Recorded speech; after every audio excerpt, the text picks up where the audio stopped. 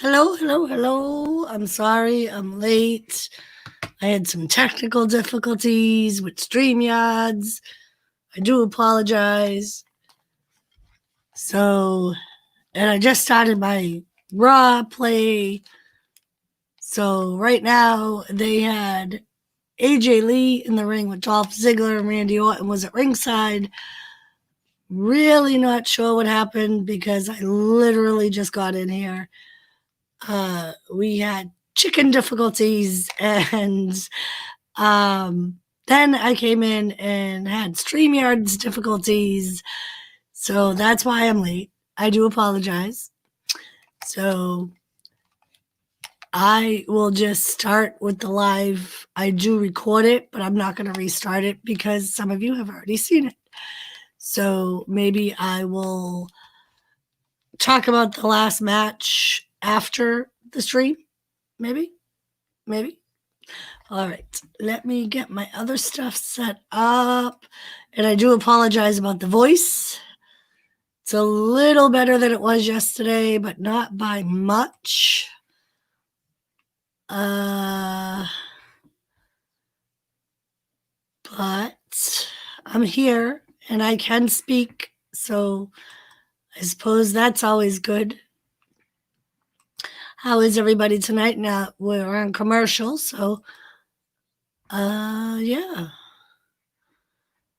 How are we all doing? I'm trying to get up my chat. If you're wondering what I'm doing, that's what I'm doing. I don't even know who's here yet, so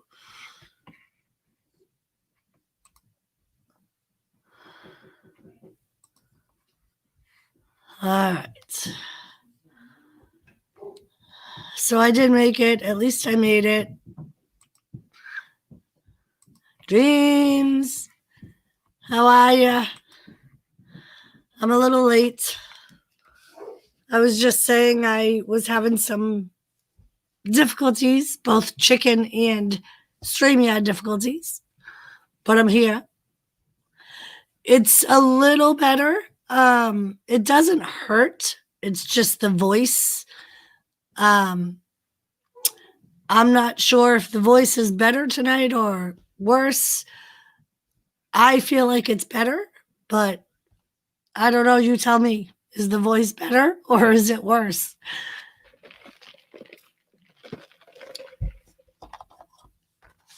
So yeah, we ended up moving the chicks into the big coop because my big chicken has been hanging out with them and refused to go into the big coop because they were not in the big coop. So at like 7:45, we started moving them into the big coop. And then I came in here and my StreamYards wasn't working. So that's why I'm late. So I missed most of the first match, I believe. I actually started it right before they went to commercial. But yeah. Other than the voice, I feel absolutely fine. It's just the voice. And hopefully you can hear me okay. So how was your day today? My day was decent.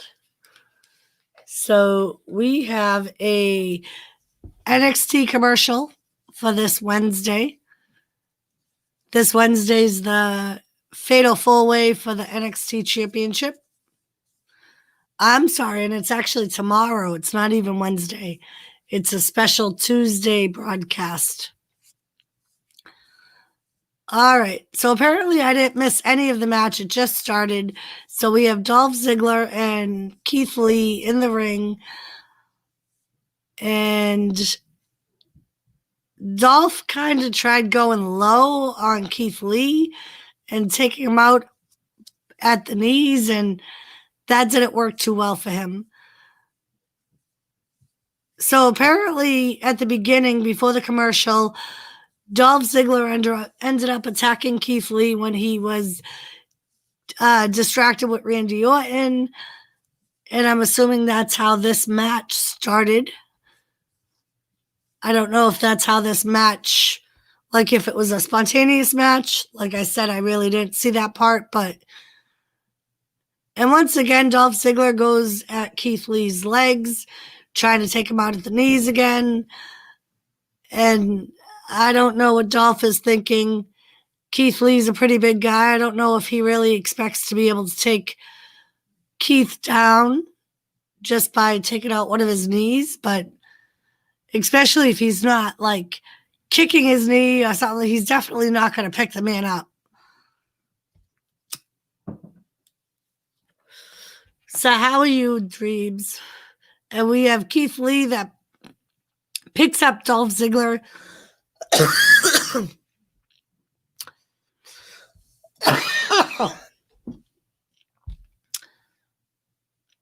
And he's pretty much tossing Dolph around. Dolph has no offense against Keith Lee. Doesn't seem like he's holding his own at all.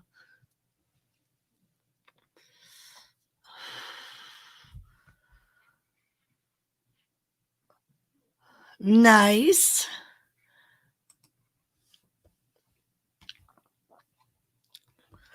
Very, very nice.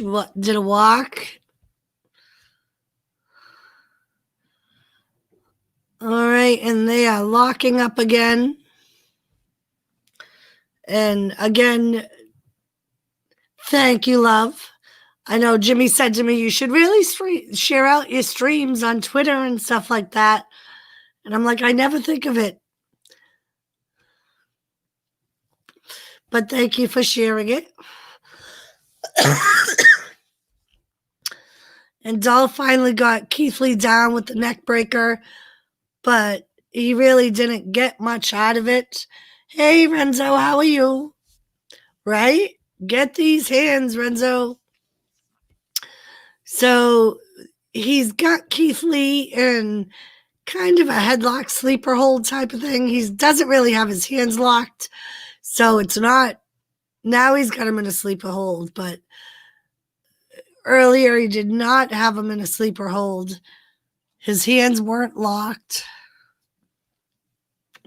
I'm glad to hear it, Renzo.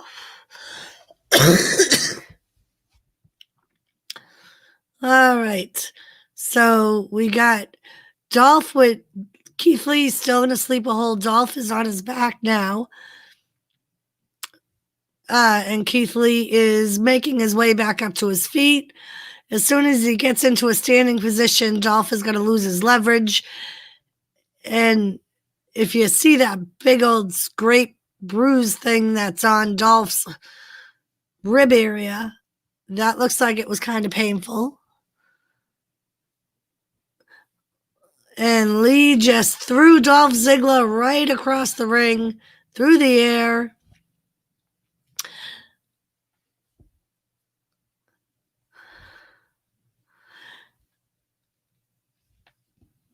And Renzo, I do apologize for not giving you a link last night. I usually follow the strategy of the group that I hang out with, which is usually we don't share links out until we know you and until we're connected on some type of social media outside of YouTube. And that's how we share the link. We don't put the link in chat, and usually you have to be around for a while before you get a link to join the panel, just because of all the shenanigans that ends up happening. Yeah, Dream. Oh, you are already on a commercial when I was talking about that, the match.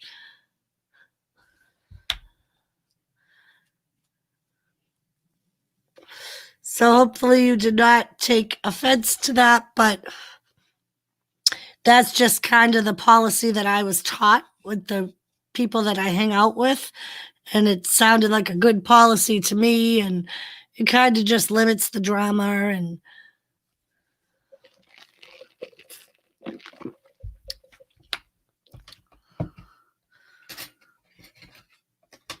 And usually my moderators are pretty good at like just letting people know and keeping the drama down to a minimum, but nothing against you personally. It's just a little motto I follow. So we are at a commercial, as Dream said.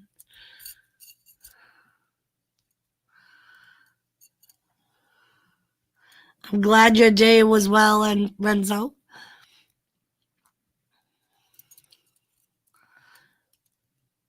Dreams went on a walk today. And I do apologize for being late. I ended up getting into some drama in my yard with my animals, and then I had drama with my stream yards, and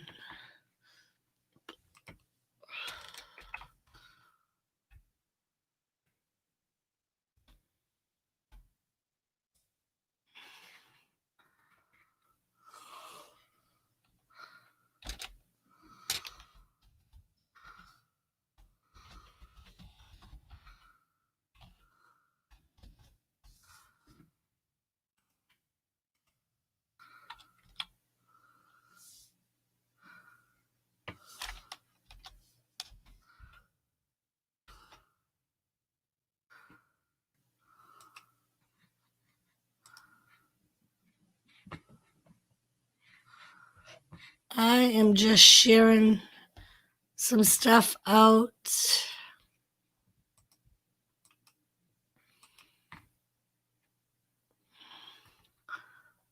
Let me see.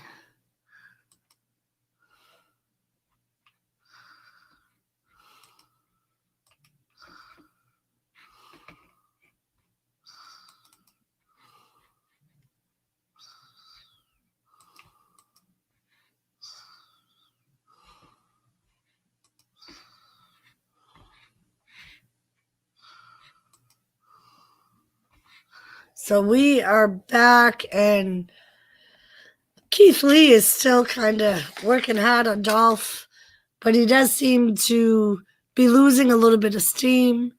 He did have a pretty big match with Randy Orton last night, so that may be affecting him tonight. And of course, Ziggler is doing all he can to get the upper hand on him.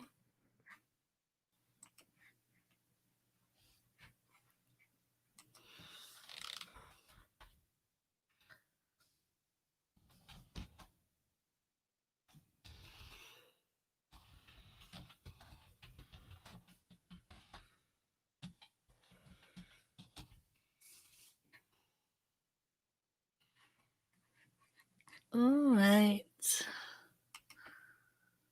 So that's done. Right? So now we got Dolph with Keith in a sleeper hold again on his back.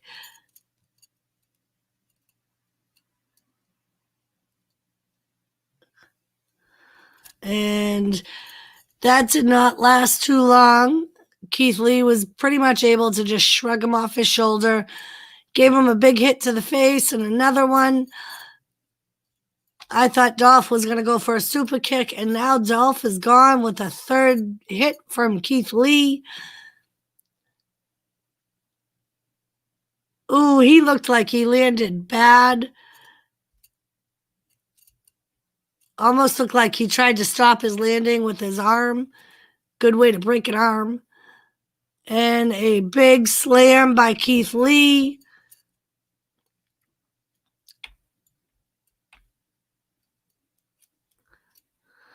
Can't believe he's not going for the pin. Why isn't he going for the pin?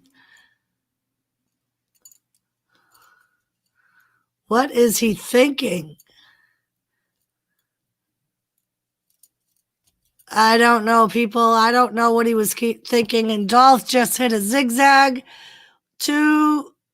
and Keith Lee kicks out of the zigzag. Dolph looks desperate. God only knows what he's going to try next.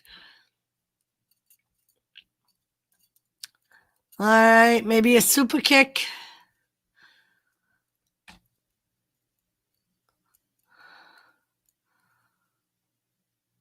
And no on the super kick. And there goes the power bomb, courtesy of Keith Lee. And that is a 3 count.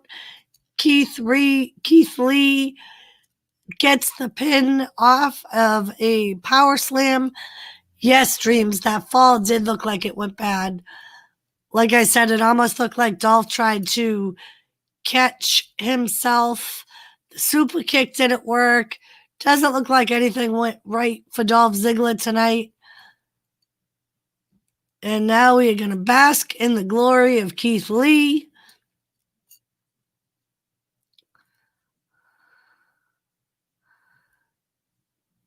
See how he put his leg? That's a good way to dislocate or break your collarbone or dislocate your shoulder. So he might be a little sore later, but that ain't Keith Lee's problem. That's a Dolph Ziggler problem. All right. So apparently this match was for the winner to go into a triple threat match. We are going to have 2 more matches, I think, tonight, but I'm not 100% sure. Like I said, I did miss the very beginning of Raw, so I'm not sure because I think Night of Champions, I think, isn't till end of September, so they could do a qualification match, one every week. All right, and they are doing a flashback of the Golden Role Models, Bayley and Sasha, losing their titles last night. We will have to see what the backlash from that tonight is, no pun intended. And they are showing how Shayna won the match.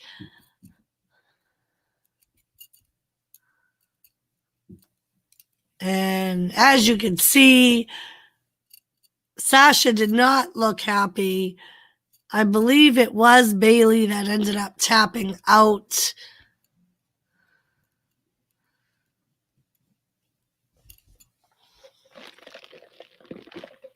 And now Nia and Shayna are going to be interviewed.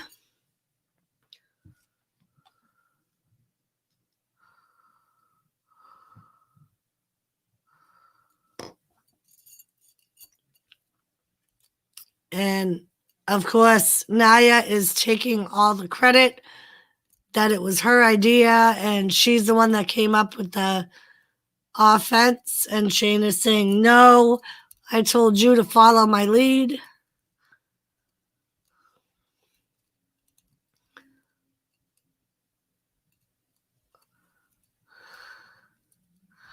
So, like I said last night, I had a feeling this was going to happen. They were going to win the titles, and they're going to actually turn out, I feel, to be decent champions because they're going to be trying to outdo each other during the matches.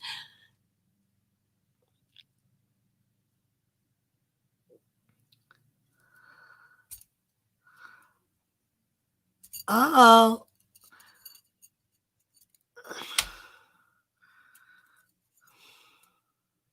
Oh, Nia's actually sticking up for Shayna? Huh.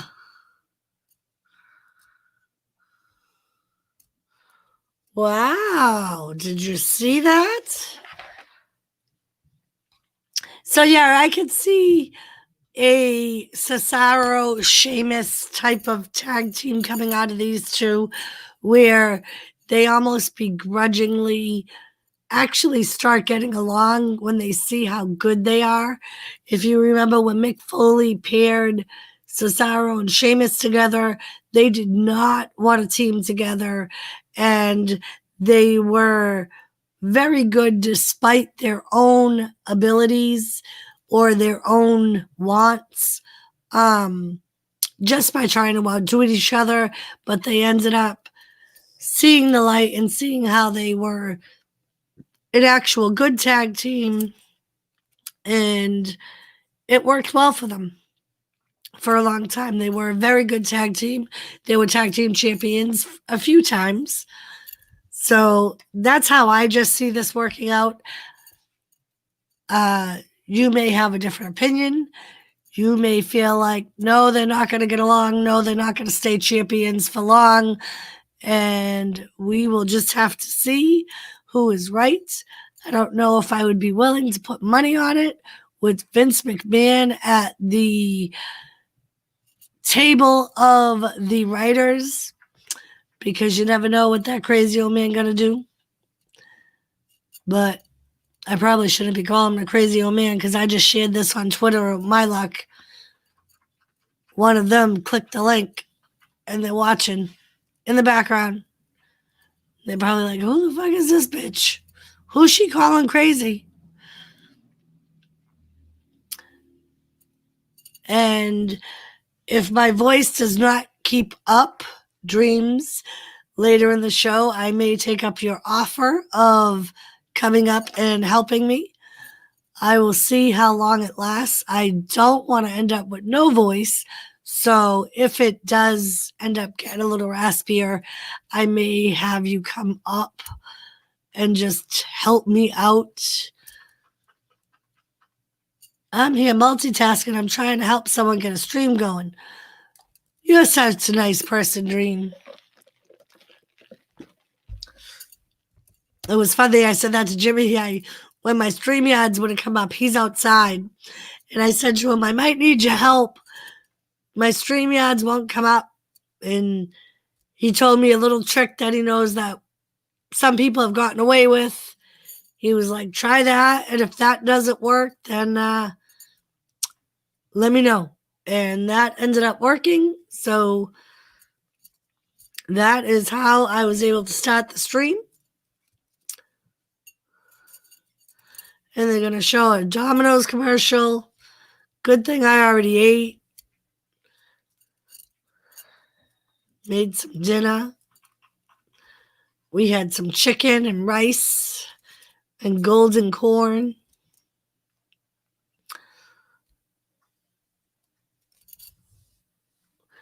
So we are still at a commercial. It's one of the silly State Farm commercials. And now we are back. And we have a whole bunch of security. And we don't want havoc tonight. And he's telling security if they can't deal with preventing the drama and the havoc, that he'll find people that can. And here comes Asuka out to the ring with Charlie Caruso. You guys let me know if you have a hard time hearing me because of my voice. And we'll see if we can work on that. So here comes Asuka, who we all know is the new Raw Women's Champion. She won it at SummerSlam off of Sasha Banks. And I think deep down, Sasha still blames Bayley because Bayley was not there to help Sasha out, even though Sasha was the one that helped Bayley out during her tag team match or her title championship. So apparently now we're going to find out who's next for Asuka. Who do you think? Do you think it's going to be Sasha trying to get another title match? Personally, I think Sasha's going to end up going after Bayley's title. So she wants a new challenger. And Charlie wants to know who she thinks. Can you imagine trying to eat dinner with Asuka? She's beaten many great women. Bayley, Becky Lynch, Nia Jax, Ruby Riott, Sasha Banks.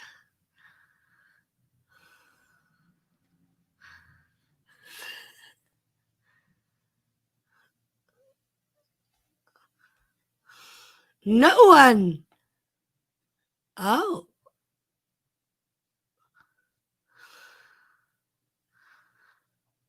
Oh, and here comes Mickey James.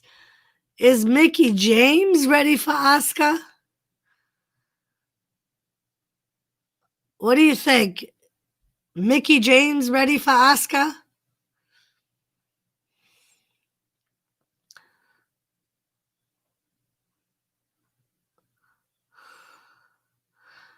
And Mickey saying Asuka is one of the greatest women's champions of all time.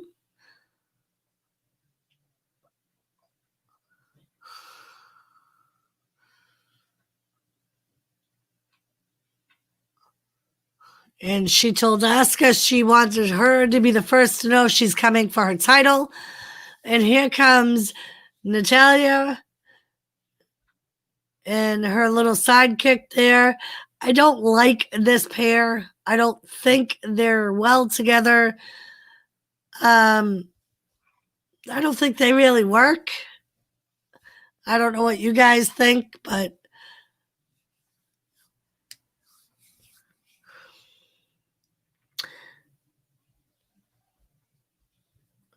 and they're telling Mickey she's delusional. She's had multiple opportunities at the title.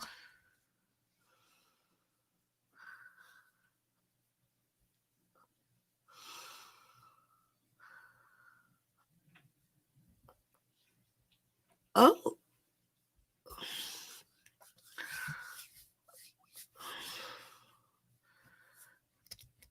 And Lana is talking herself up.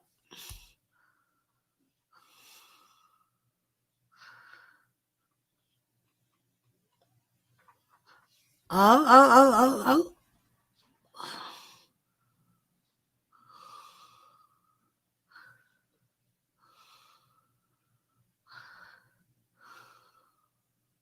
So we're going to have a fatal four-way.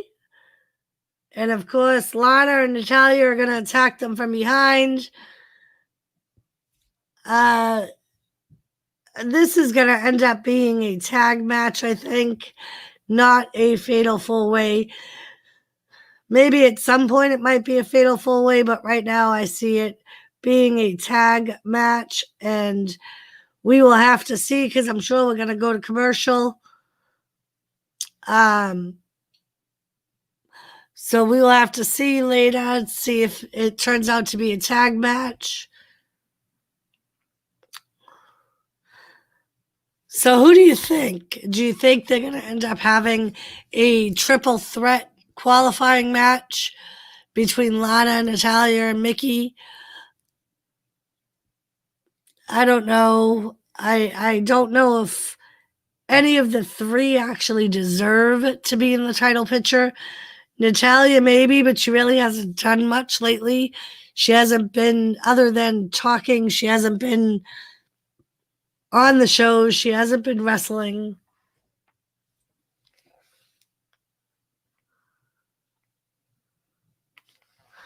Sorry, I was trying to figure out if there was a noise coming from outside, and apparently it's music.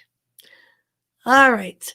So we are still at a commercial. So what do you guys think? What's going to happen with the Raw Women's Championship match? Is it going to be a four-way, or do you think it's going to turn into a tag match with Mickey and Asuka going against Lana and Natalya? What do you think? I think it'll probably start off as a tag match, as I said, and then maybe somewhere down the road, a triple threat qualifying match for the winner to face Asuka. I'm sure Sasha Banks will put herself in that picture somewhere, and it'll turn into a fatal four-way because she's not going to just walk away with the tail between her legs. That's not the Sasha style. I don't know where Joseph is. I don't know if he's working, but I'm sure we'll hear from him at some point. So they're showing a lot of commercials for pizza, and I wish they would stop. I really do. I want them to stop showing the pizza Can we stop showing pizza commercials, please? USA. All right. So now we have some lady who needs to eat a burger and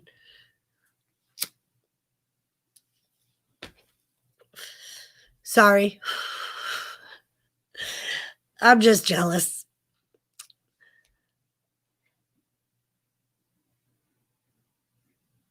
Yoga.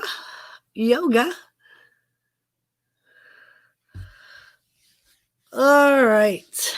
Try to think, what is the main event tonight? Do we have a main event yet tonight? I don't know if we do. We've seen Randy Orton, but I don't think he's in a match. He just had his good match against Keith Lee last night, which he lost. Drew McIntyre is out. I'm sure we'll see Big E at some point tonight. He was a winner last night. Speaking of last night, what did you guys think about that stream? I did do that pay-per-view. I did do a stream for the pay-per-view, and I know the people that were on my stream were not 100% pleased with that main event last night. I thought it was a lot of hogwash. But then again, what have we come to expect from Vince McMahon but sometimes hogwash? But you got to admit that was a Paul Heyman type of thing. He's done it in the past with Brock Lesnar. So it doesn't really surprise me that that's how it went off. Oh, you remember Lance? I remember Lance.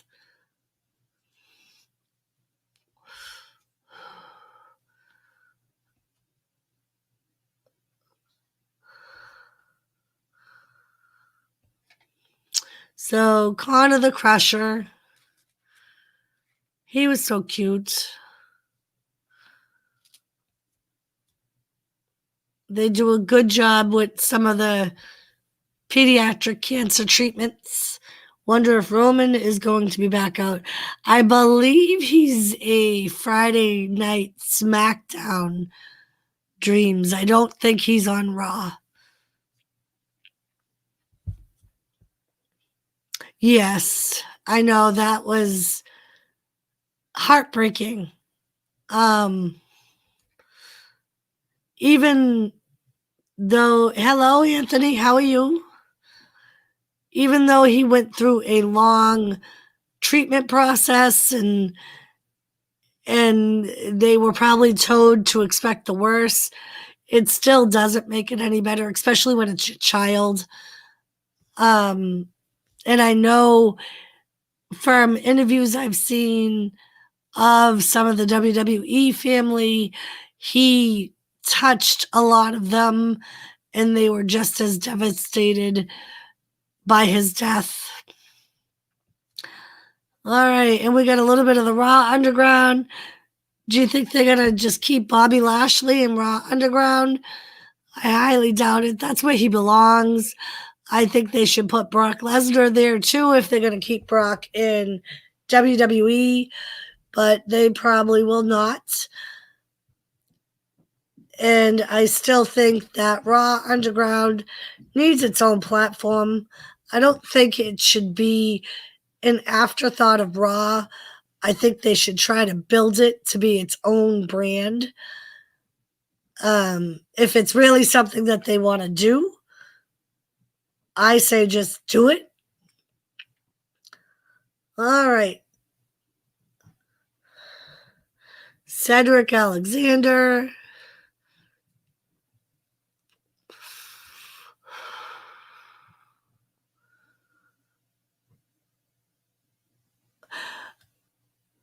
I think Brock Lesnar should it be.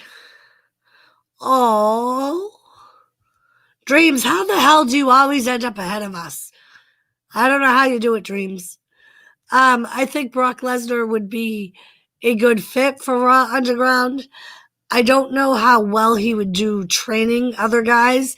He would definitely need Paul Heyman to work with him. I know he doesn't like people. I know he doesn't like working with younger guys. So I don't see him enjoying training younger guys. But I think he would be a good fit for Raw Underground as far as fighting on there. I think it would be more suitable for him, especially where it almost seems like with WWE, they're starting to lean towards, they still have some bigger guys, but they also have a good mix of smaller, faster guys.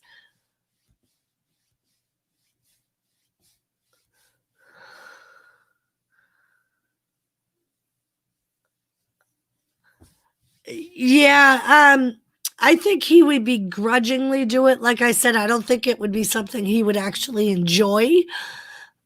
Maybe over time he would, but I think at first it would be something like he would think of it as he was being forced to do it.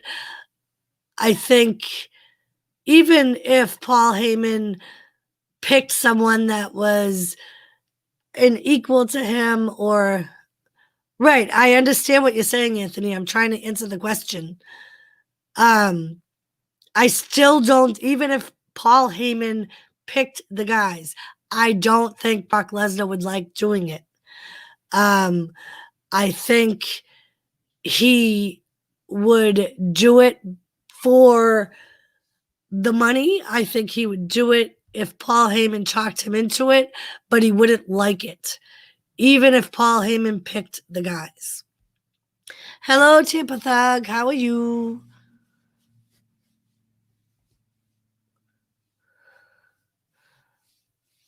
Brock Lesnar just doesn't seem like the type of guy that would enjoy mentoring a younger person, even if they were handpicked by Paul Heyman.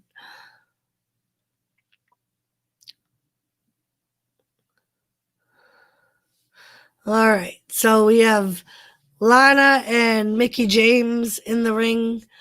And Mickie James just gave Lana the chick kick, and Lana went right down, and that was an easy match for Mickie James, it seems.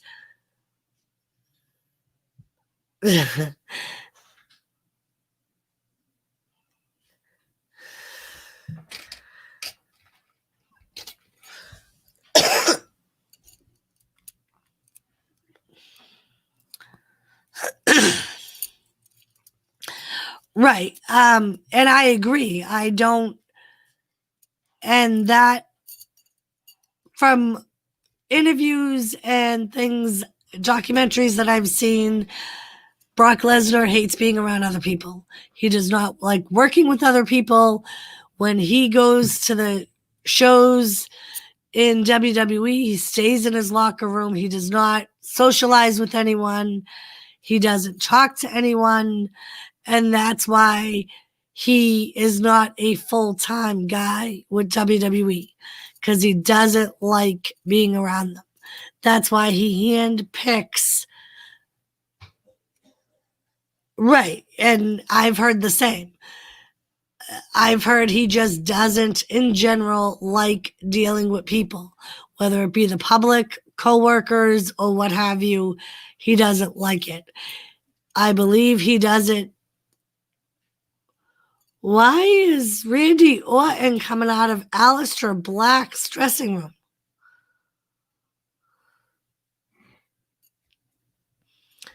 Huh.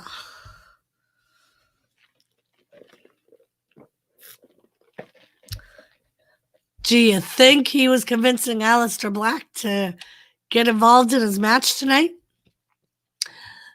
But Anthony, I've often wondered the same thing. Why he continues coming back if he doesn't like the traveling, if he doesn't like the people. All that's left is the money. I think it's possible that he uses that platform to help him with MMA and vice versa. Main roster that has a similar background team would be collegiate wrestling in the MMA background that's under the age of 40. I would say really the only one I could think of, I'm not really sure how old Bobby Lashley is. I believe he was a collegiate wrestler. I know he was in MMA.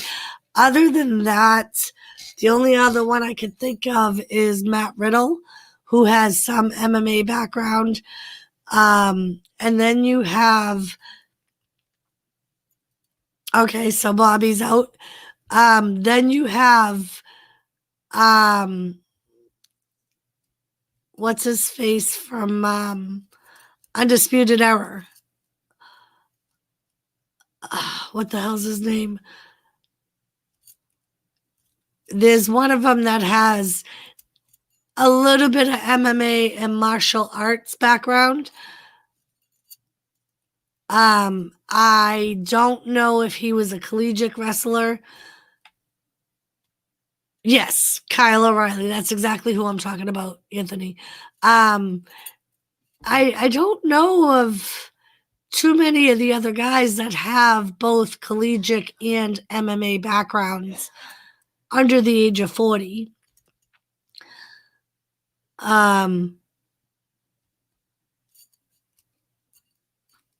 Can you think of anyone?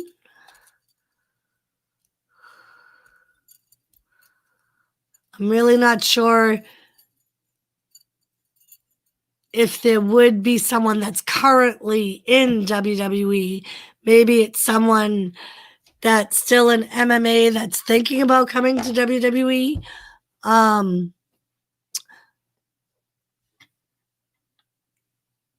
I know a lot of the MMA guys, when they end up doing what they want in the MMA, they end up coming to wrestling.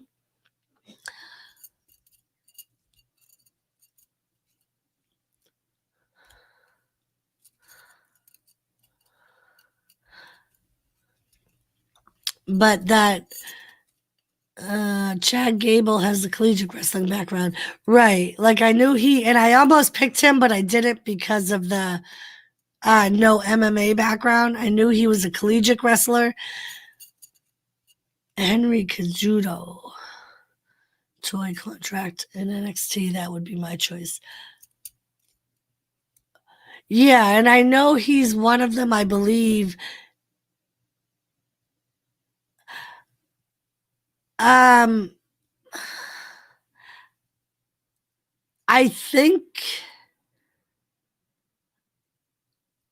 think he did a very small stint in MMA Dreams, but he was not successful.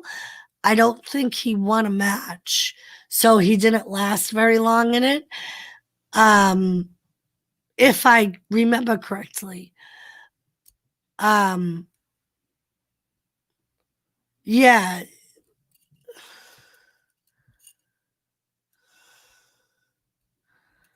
Okay. Yeah, I believe Batista was an MMA, but number one, he is at least 40. And number two, I don't believe, had a very good MMA career, which I think is why he didn't last in MMA. I think he pretty much lost all of his first matches. He might have won one, but I don't think he did very well, which is why he did not stay in MMA.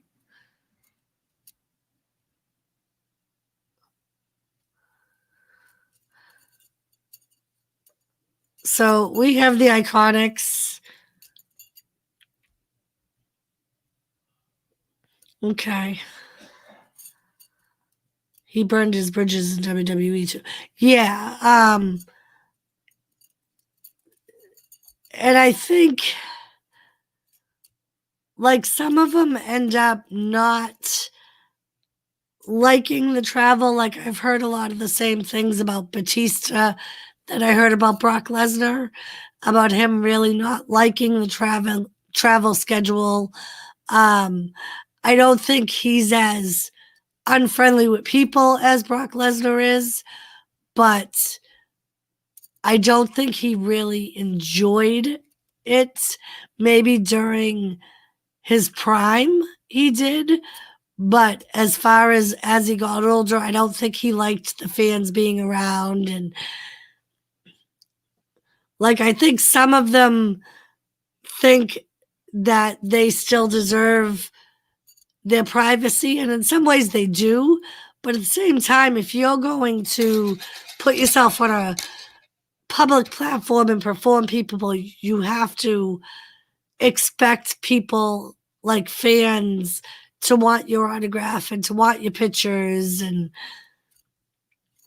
I think that's why John Moxley actually left. He was so burnt for the travel schedule, and that's why. Right, and that's what a lot of them do. I mean, you got to figure they travel. I think it's something like 300 days a year, so they get there's like 2 days they don't travel, but that's only like really one day at home because then they have to be in the next city.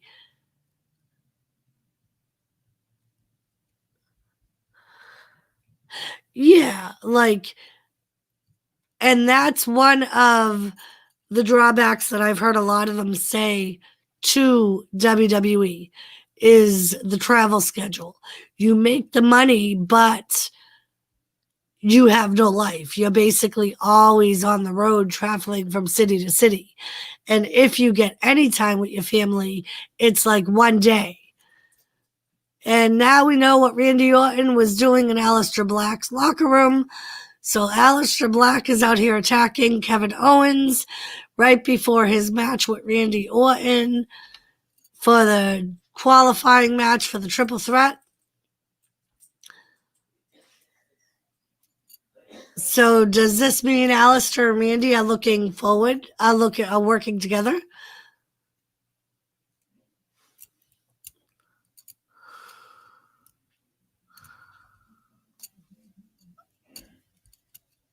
I see it, dreams. All right, so now Randy Orton has a complete advantage over Kevin Owens. Thanks to Aleister Black. I'm not really sure what Randy had to promise Aleister Black, if he had to promise him anything. There was a little bit of bad blood, I think, that formed last week between Kevin Owens and Aleister Black. And there's your RKO, and that is going to be for the 3. So Randy Orton has qualified for the triple threat match at... Actually, let me revise my replacement thing for Henry Cejudo. He would be perfect replacement for Kurt Angle because he actually has a gold medal in wrestling for the Olympics. Okay.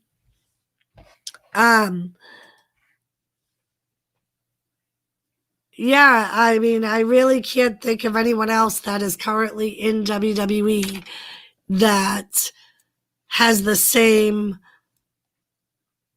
style and background as Brock Lesnar that is under 40. Maybe somebody that, like I said, is not in WWE yet.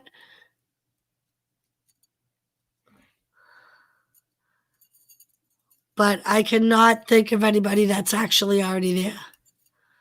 Yes, Dreams, that was chicken dirty. But then again, what do you expect from Randy Orton? He takes every advantage he can get. Don't forget, he may have turned on him, but he did learn from Ric Flair, who is the dirtiest player in the game. And hello, Jagga. How are you? Haven't seen you in a while. Oh, Joseph. Doris, do you think it would be smart for Vince if Jon Moxley's contract finishes with AEW? Roman's able to convince him to come back, but on a limited schedule? I know, Joseph. It dawned on me right after I said Jagga. I remembered that was your other channel.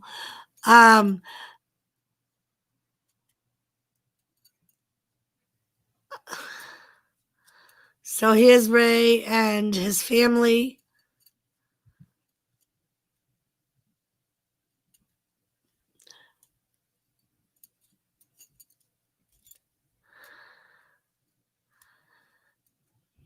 Anthony, I'm thinking. I think it would be. I don't know if Moxley would come back.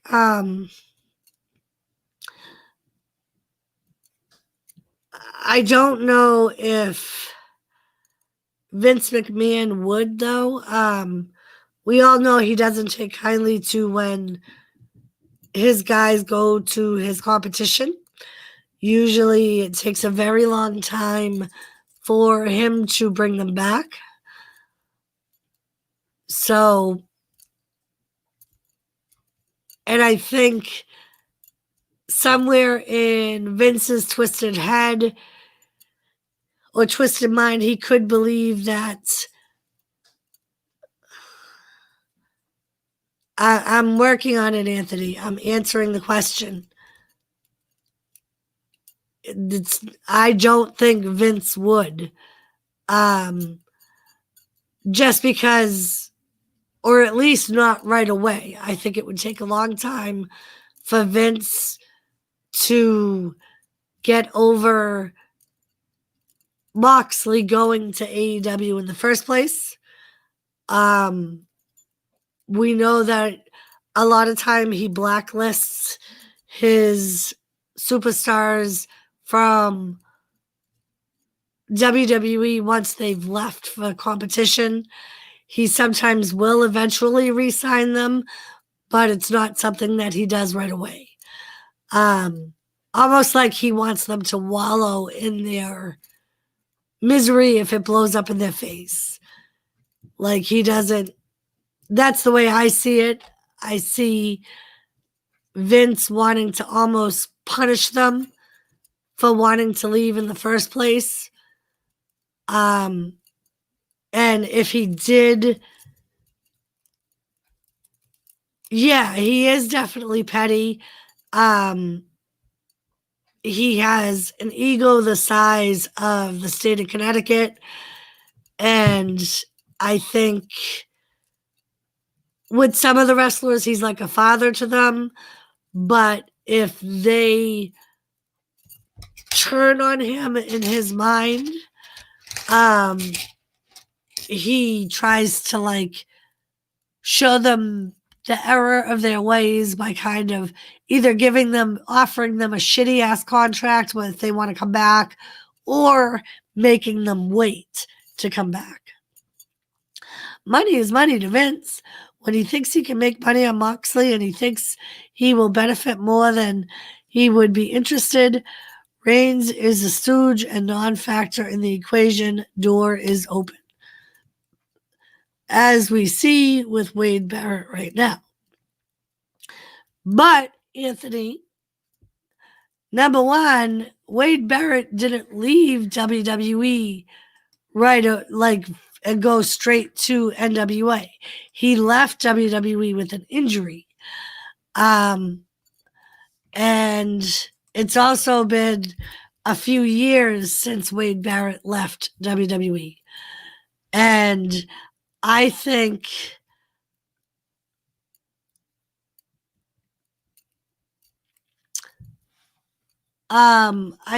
part of the deal with Barrett I mean, you got to figure it wouldn't take Vince much to get a contract that's better than what NWA would have to offer.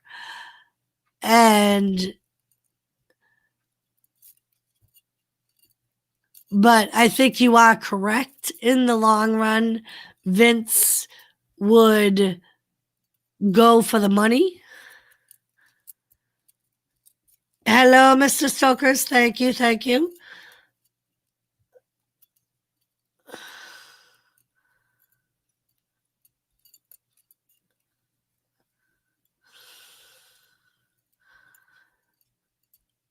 So, but Mysterio, he went to the independent circuit. He really didn't go to a big named competitor. He went and wrestled in Mexico and Puerto Rico.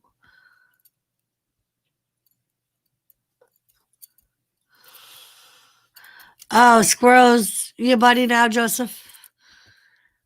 And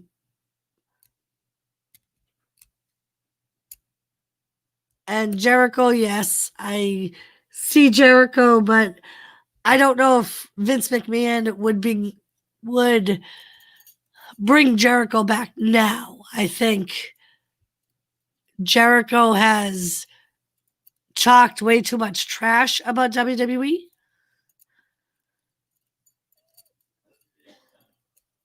I know I'm over analyzing it.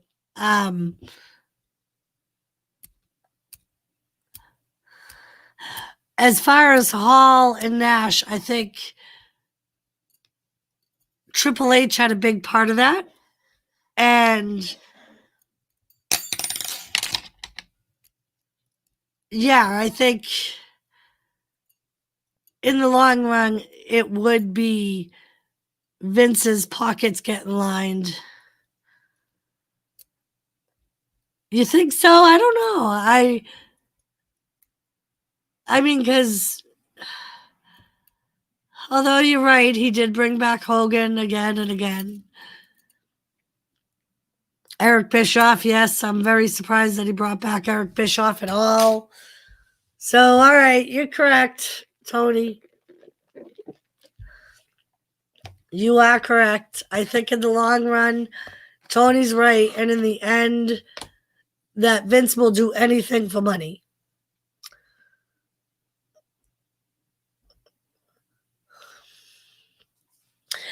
Oh, yeah, I think Vince is a crazy son of a bitch. And I think his ego gets in the way a lot, which is why a lot of times when we do see wrestlers that have done him wrong, they end up in some stupid storyline or some stupid gimmick as like a form of punishment.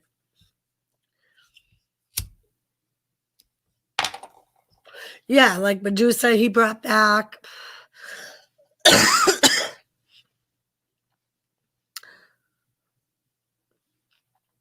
I think some of those people, Tony, though, he brought back because in a way, I want to say in a way he almost had no choice because he bought WCW. So I think in some way, I think not bringing them back after he bought WCW, because you got to remember, it took them a while after he bought WCW to come. They all left when he bought WCW. And it was what, 2 years later, a year or 2 years later, when they finally came back. No, he wasn't. But I feel like in a way, by that time, they had continued with their names and their legacies. So I think in some ways, not bringing back the main stars of WCW would have hurt his bottom line with WWE. Right. All right, Joseph.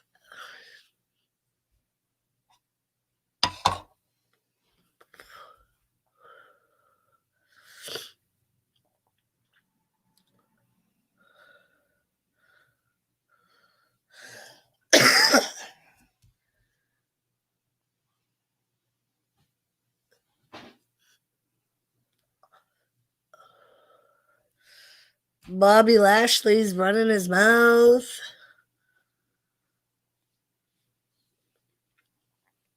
There was a typo in my comment before. I was supposed to be Triple H, not Triple A. Okay.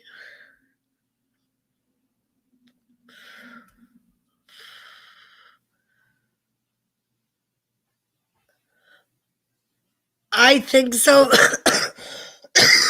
Anthony. Because I think there's some people that they would like to see back that Vince would rather not do it and will not allow it. But at the same time, there may also be some of them that they wouldn't bring back, depending on the circumstances of them leaving or the conflicts they had.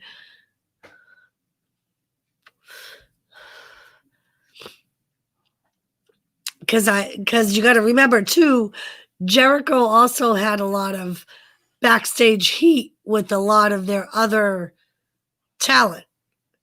So it will be Stephanie and Triple H, not Shane. Shane is a paid contacted performer at this point who sold off his stake years ago. He has some small stake left, but no power.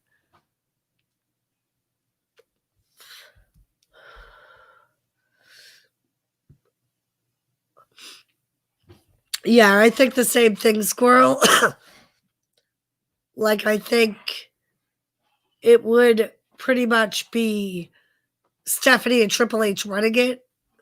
Like, and I've thought that for a long time because of Shane walking away for so long and, like you said, selling his stakes. I think he definitely has a lot less power than Stephanie does.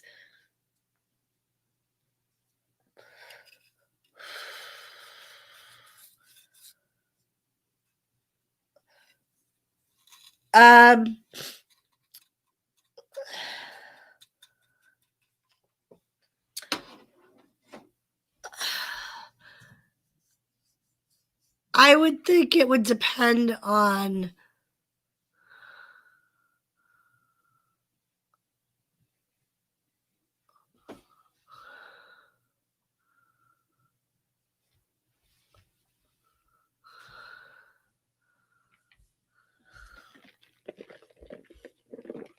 I agree with Squirrel as far as it being Triple H.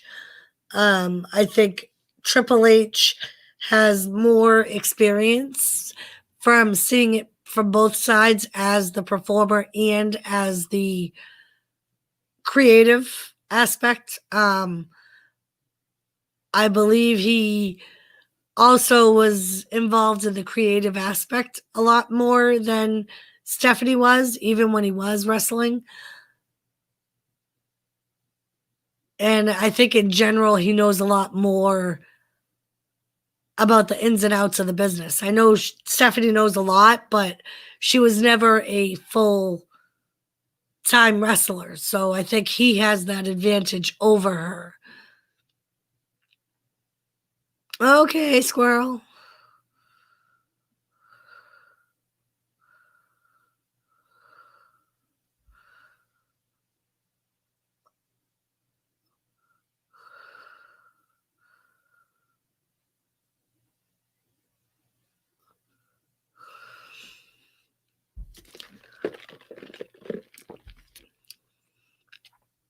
All right, so we are back at a commercial. We ended up seeing Lashley's group get jumped from behind after talking to Cedric Alexander, and they got attacked from behind by the Viking Warriors. I think that's the thing that I would do is maybe put Triple H and Shawn Michaels as head of credit for both Raw and SmackDown, because I think this would Trust them and not destroy scripts. Hey, Nora. Yes, Nora. I was saying that earlier at the start of the stream, that it was a special Tuesday night NXT. And that appears to be the case again for next week. WWE's Black and Gold brand will be shifted over to Tuesdays instead of Wednesday.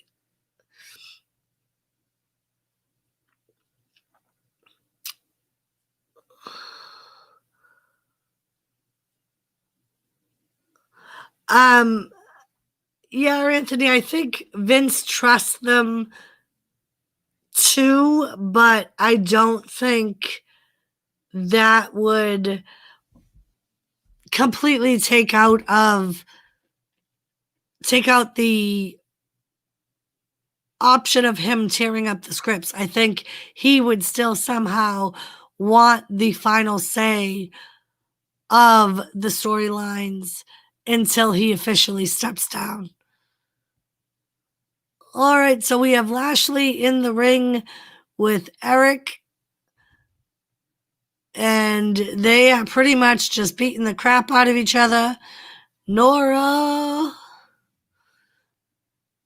And we have Lashley, who just gave Eric a big elbow to the head, and now a big spear into the corner. And we have MVP getting in the ring now. I don't know why he's getting in the ring with Eric, but he is. And we have Bobby Lashley double teaming Eric.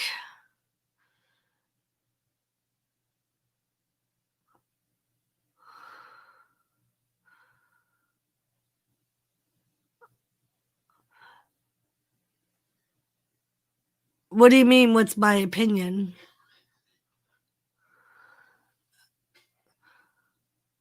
Of course, I'm sad that he passed away.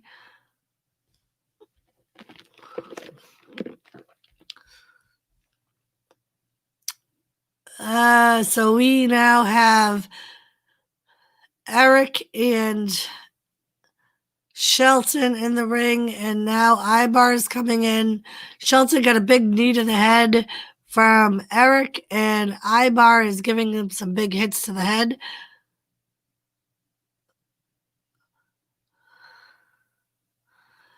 Yeah, I think it's sad that he died. I think he was very young to die, and I think it's amazing that he did 4 movies before he ended up not being able to do any anymore. I mean, he did them while he was fighting cancer. That's pretty good. And Eric and Shelton are back in the ring. Shelton's not doing very good. And as soon as I say that, he does a big power slam onto Eric.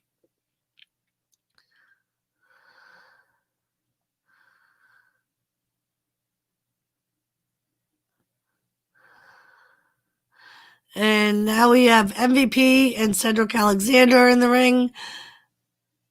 And Cedric didn't stay on top too long. MVP just gave a big knee drop to Cedric. And Cedric did kick out at 1. MVP pinned him again, and again he kicked out at 1. And now Bobby Lashley's tagging in. And Bobby Lashley is now giving him big head and body shots in the corner of his team. So Cedric Alexander is in a bad spot. And he needs to get out of that corner. And Bobby Lashley is going to help him out with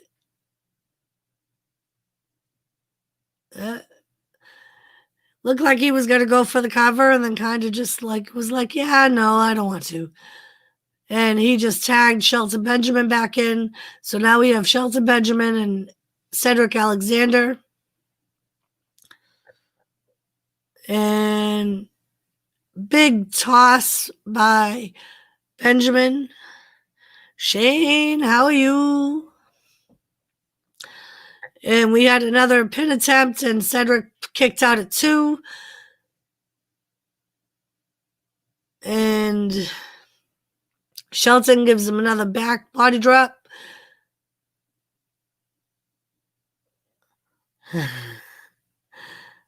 And Shelton still in control, puts Cedric back in their corner. And MVP tags himself in.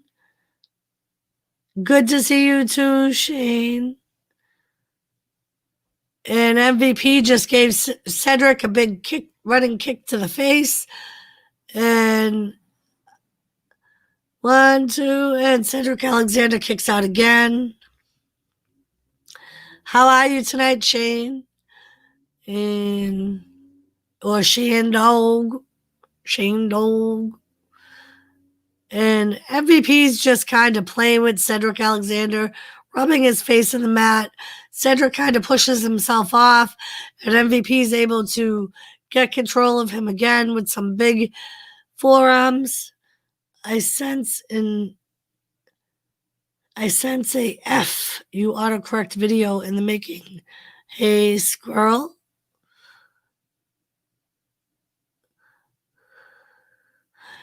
F you, autocorrect. F you. LOL, all good wife made caramel apples. I want some caramel apples. And MVP is still in control of Cedric Alexander. Alexander really needs to get out of there. He is unmatched. And now we got Bobby Lashley and Shelton Benjamin going to pull the Viking Warriors off of the apron, so Cedric has no one to tag. And we got MVP in there, and Cedric is able to get the pin on MVP. He did a nice little roll-up, and because MVP had no one to save him, he got pinned, and Bobby Lashley was going to mess up Cedric, and MVP stopped him. If you remember, MVP is still trying to get Cedric Alexander to join his little group. So the last thing he wants to do is damage him.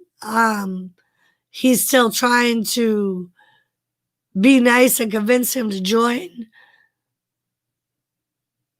Oh, Shane Dog, I wish I could.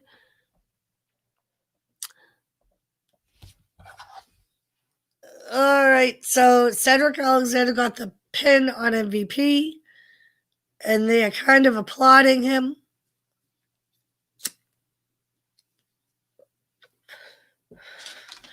Shane, I would then feel bad for eating them in front of Jimmy, because after getting a tooth pulled, the last thing he needs to be eating is caramel apples.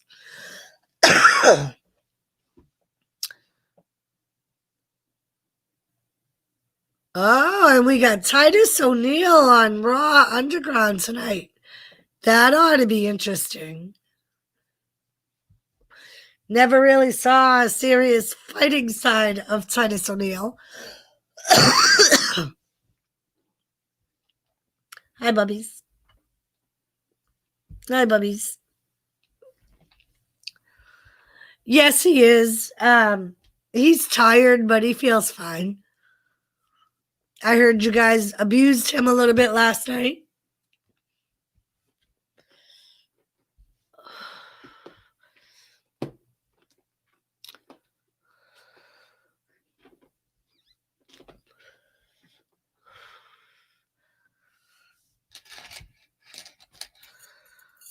Not you. You weren't there.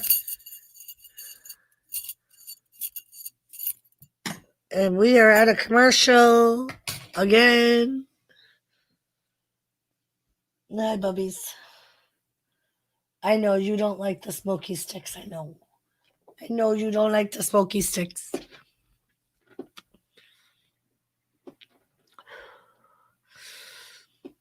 How was your day today, Shane?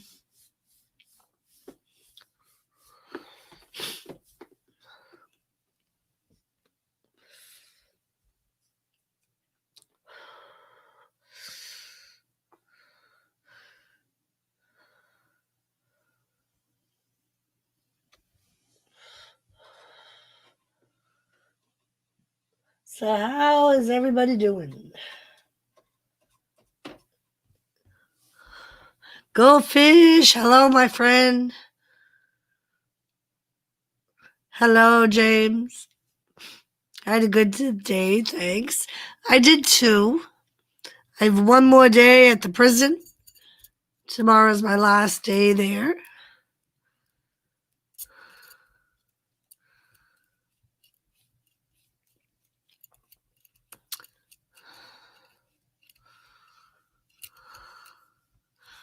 Glad everybody had a good day today.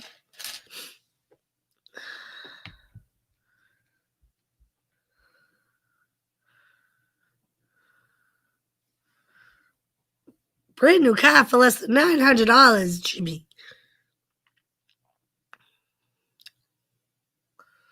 Everything must go.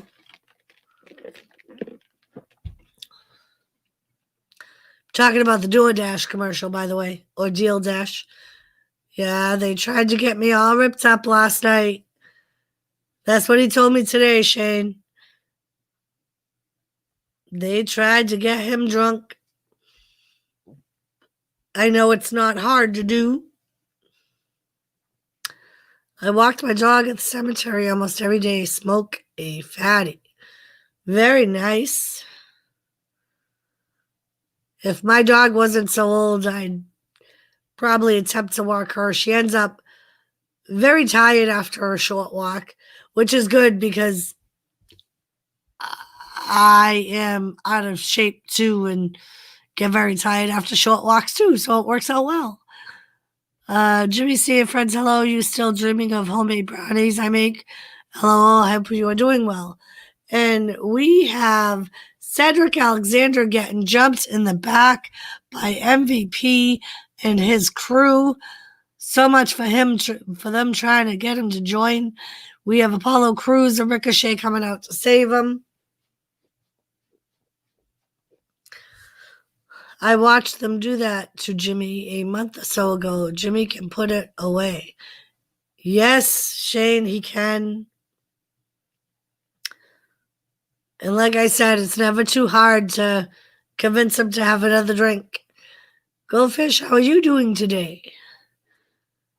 And we have the Iconics coming out. And we got the Thomas here. The Thomas making an appearance. I think he was just hoping that Dreams was up here with his girlfriend. And the Iconics are making their way down to the ring.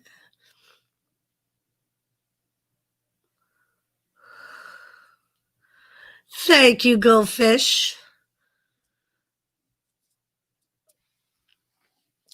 Dreams was multitasking earlier. I don't know if she still is.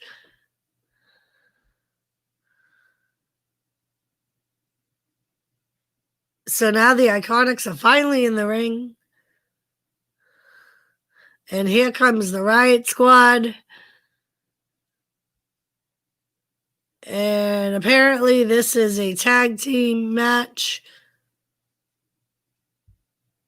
Oh, she's all mine now. Thomas, Dreams is all ours. Yeah, Dreams is all ours with your baby girlfriends. Yeah, with you baby girlfriends.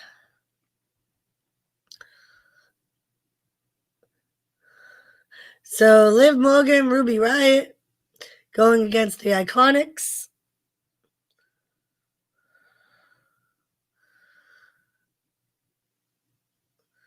Thank you, Shane. I'm glad you enjoyed them. I try.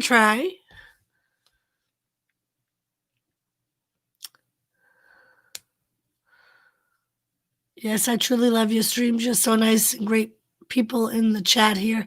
Thank you, Goldfish. So Ruby and I can never remember the black-haired one's name. Billy Kay. So Ruby Riott and Billy Kay, and then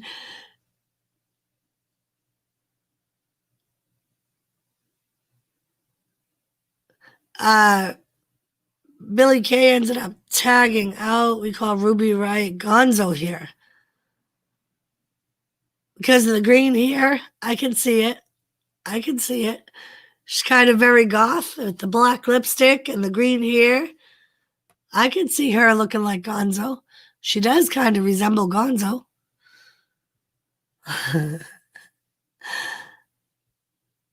Oh, her nose. Yeah, that's even more like Gonzo. All right, so Peyton Royce missed a big kick on Ruby Riott. Now we have Liv Morgan back in the ring against Peyton, and she is kicking the crap out of Peyton. Yeah, Fish, I kind of, Dreams, I kind of figured that's who you were talking about. I used to like Gonzo. He was kind of cute.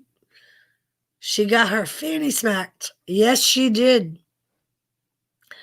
And now we have the Iconics double teaming Liv Morgan. And now it's Billie Kay with a pin on Liv Morgan. Liv Morgan taps out. I'm sorry, kicks out, not taps out. She didn't tap. And Billie Kay has some advantage on Liv Morgan. I don't know how I feel about Billie Kay. I kind of like Peyton Royce better. I think she's a better technical wrestler. I think she has better moves than Billie Kay. I mean, some of the moves Billie Kay does are good, but Jimmy C and friends, hey, make more comments. I love seeing the blue color. Oh, because he's the only moderator? That's right. I do need more moderators. I finally made Nora moderator last night. And we have Liv Morgan and Billie Kay on the floor. Liv Morgan just tapped him, Ruby Riott.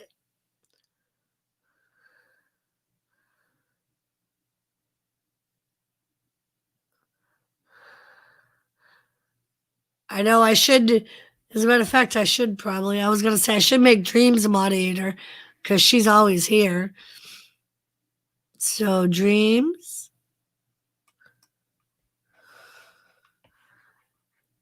There you go.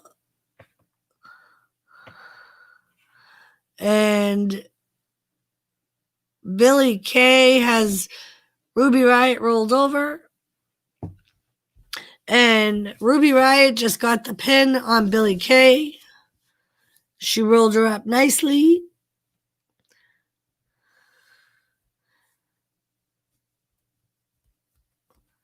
Aww. Well, like I said, you're always here, especially on these streams. So sometimes I don't have any moderators in there because I never think of making people moderators.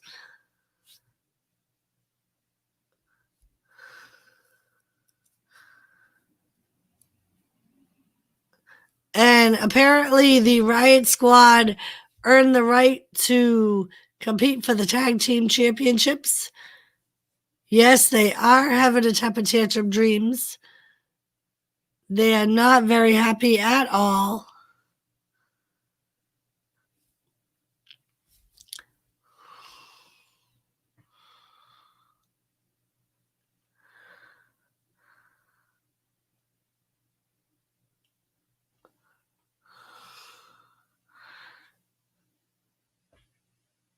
And I know Joseph Grohl is one of my moderators on his other channel, his regular Joseph Grohl channel.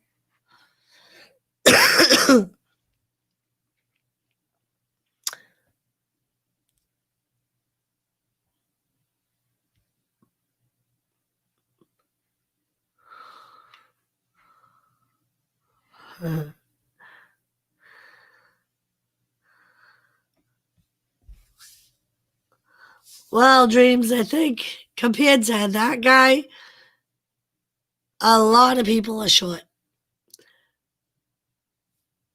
He is bigger than the door. Yes, Joseph's birthday is September 10th. He was on here earlier on his other phone, his Jugga Wolf page. And I believe he was at work. He said he would be back.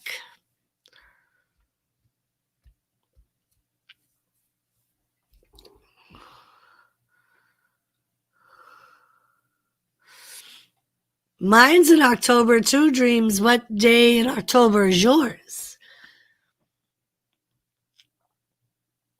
You and Joe go to the casino? I know he does that every year, doesn't he? Goes to the casino for his birthday. The 24th. Mine is the 8th. So a little bit apart, not too far though. At least we're both October girls. Yeah, I'm pretty sure Joe said that he does that every year. He goes to the casino for his birthday. Yes, they do, Dreams. Yes, they do.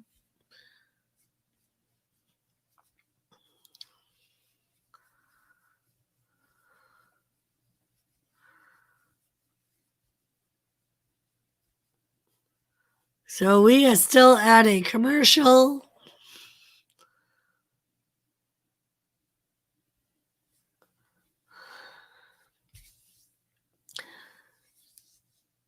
So I'm still not over that pay-per-view last night. Still not happy with it. He told me that he goes, yeah, I'm pretty sure he told me that once too, that it's like a thing he does every year for his birthday as he goes to the casino. I think he normally has like a friend with him. Yes, it was, Dreams. Like I said last night, I'm just glad that I didn't pay the $40 or $50 that it probably would have cost me to get it on pay-per-view.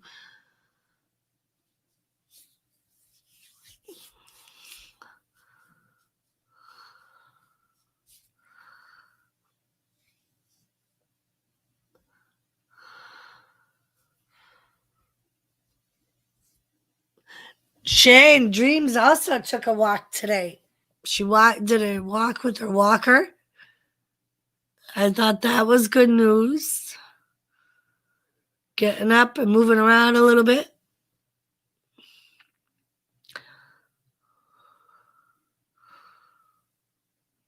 Oh, they got a Avengers game coming out.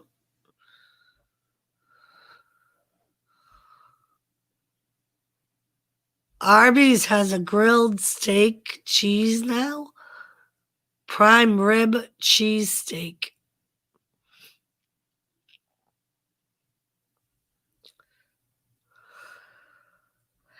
Yes, it is.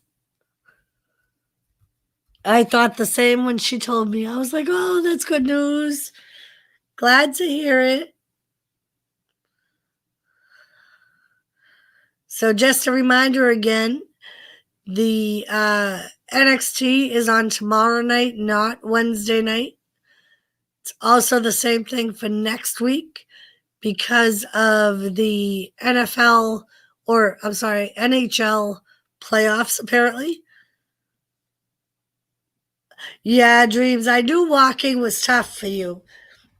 So it's good that when you can, you do get up and walk. That's good. At least you still have that capability. I know long walks is probably painful, but at least if you can get out and walk a little bit, that's better than nothing. At least you're still using those muscles as much as you can.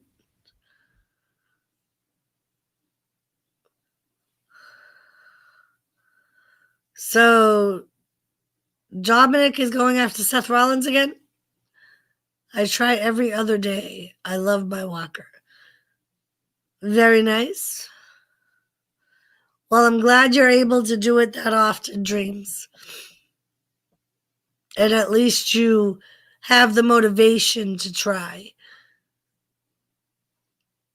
Some people just kind of nice. Some people end up losing the ambition. How's Anthony and Donna doing? Last I heard, they were all safe. The house is livable. They had wind damage. She showed some pictures of a shed that they had that the roof is kind of collapsed in. But I believe that mostly it's just they have no power. They were able to borrow a cell phone to kind of give updates. So I know them and Donna's son are okay. So that's good news. Yeah. So I think that's their biggest thing right now is the no power. But at least they're safe and there wasn't too much damage to the house where they had to leave it. Okay, Fish, thank you.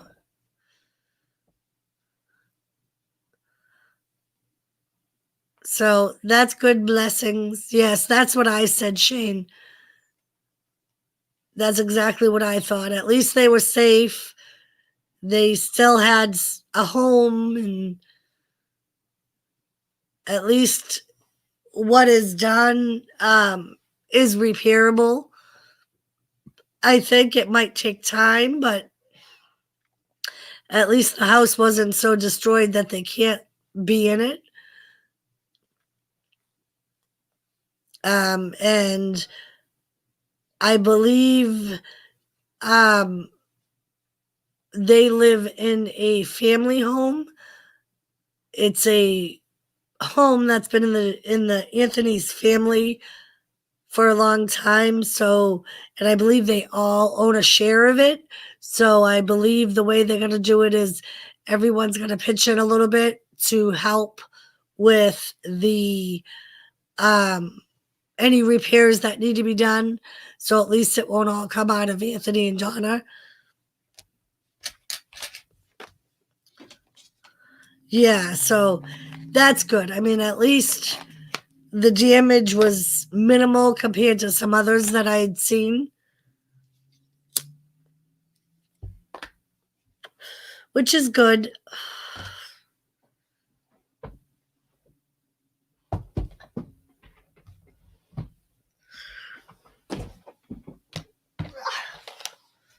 So we have Seth and Buddy Murphy.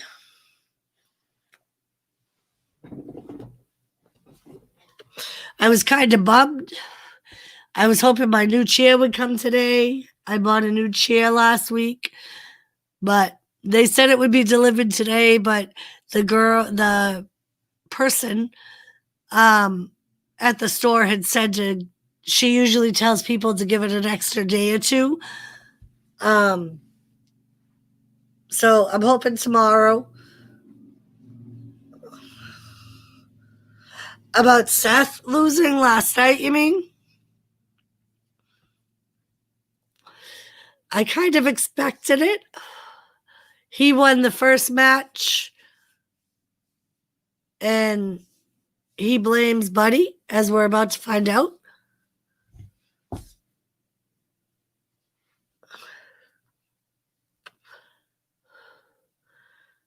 And he's telling Buddy that he kicked him in the head and then got pinned by Dominic Mysterio, of all people.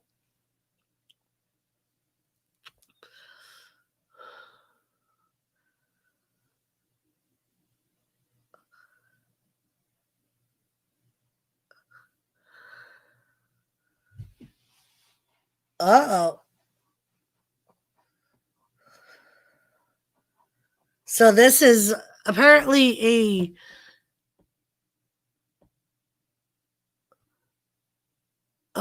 this is apparently for the triple threat number one contenders match. Seth Rollins is telling Buddy Murphy to leave the ring. He cannot afford any mistakes or for Buddy to cost him the match. Yes, his man bun is beautiful, isn't it, Dreams? Not really, but at least it almost looks right on him because he's got the facial hair and stuff. I think at some point, Shane, that's exactly what's going to happen. I think Buddy is going to end up turning on Seth. And he is still making Buddy leave the ring. Up. And there's a slap to the back of the head. And Buddy Murphy kind of has if you notice, he almost had a smirk on his face after Seth hit him. So it could be tonight, maybe, that Buddy ends up turning on him. And here comes Dominic to attack Buddy from behind.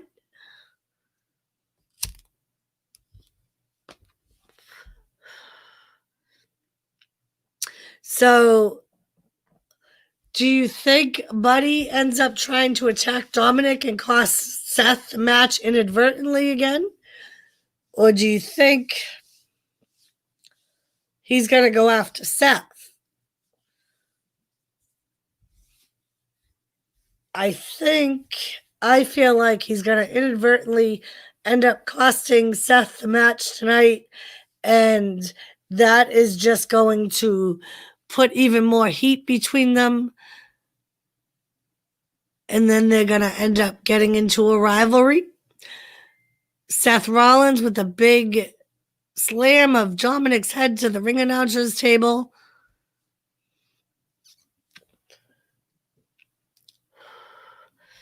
So we have Seth Rollins, who is in control of Dominic. No surprise. After this match, it looks like we may be going to Raw Underground because it's almost 10, which is still driving me insane that they're doing that. But so Seth ended up bending over a little too soon and got a nice kick to the chest, and then he just got a shoulder to the midsection. Uh-oh, we got to see the 619. Seth's going to move.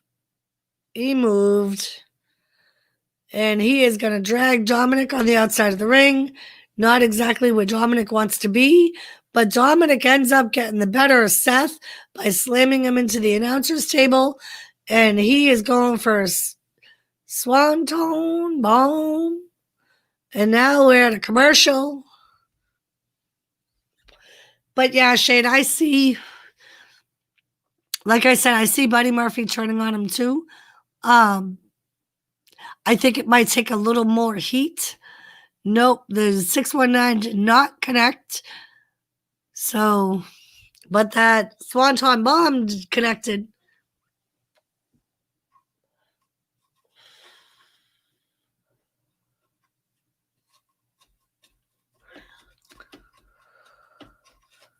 We're ahead of you. Joseph, girl.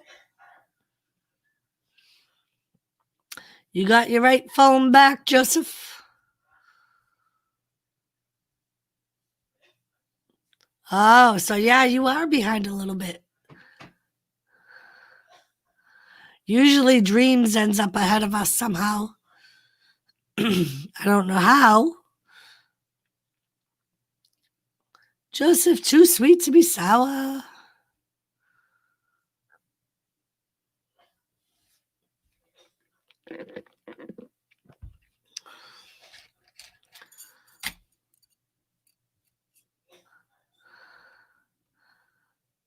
So, Joe, did you work today? I'm assuming you did.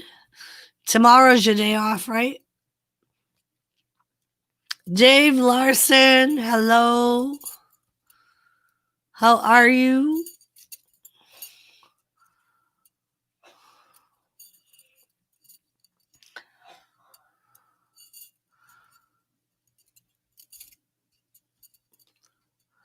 How was your day today, Dave?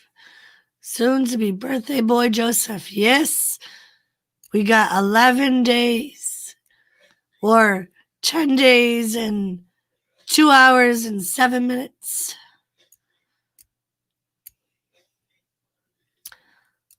Joseph Grill. Joseph, I think I told you this before, but my nephew's birthday is also September 10th. I think he might be right around your age, too. I think he's like 33.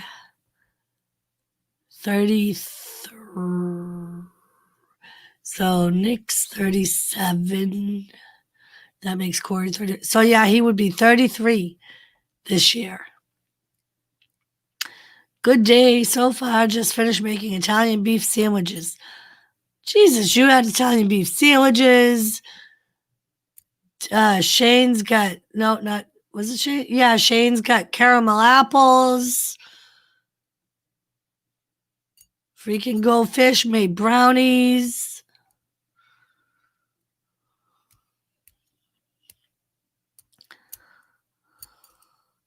So, Joseph, how old are you going to be?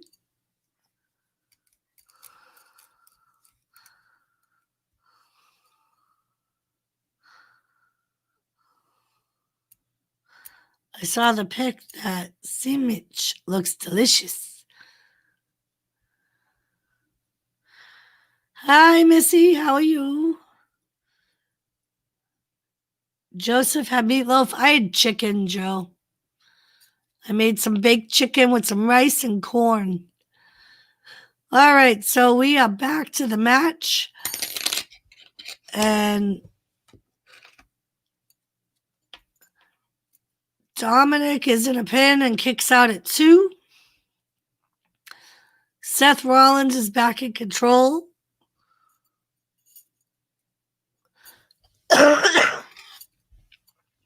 And we got Seth Rollins with Dominic and some leg scissors. And hitting him in the back of the head. I'm doing good just sitting outside. It's so nice out tonight. How are you?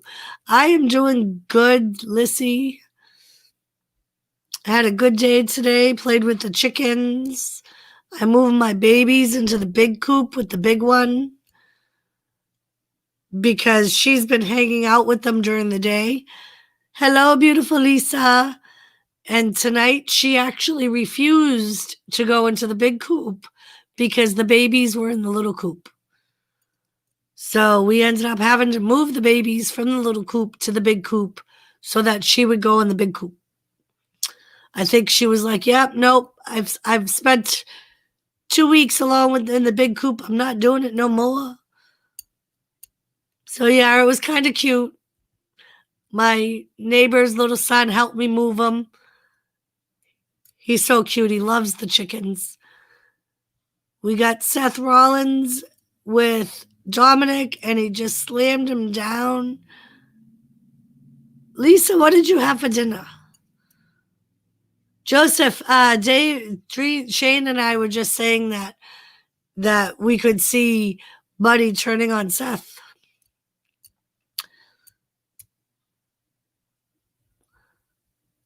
So Seth has Dominic in a bear hug. And Dominic is giving Seth some big elbows to the head, trying to fight out of it.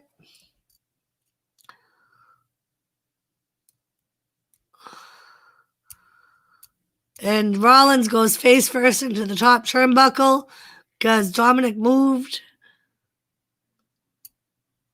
And he's giving Seth some big hits to the head.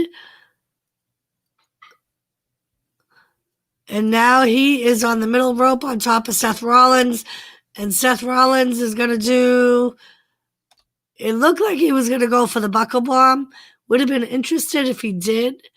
Because apparently that has been banned. Vince McMahon has told them they're not allowed to use it anymore. So that's one of Seth Rollins' moves. And now Dominic just... Ooh. Dominic has Seth at a pin. 2. Almost. He kicked out of 2.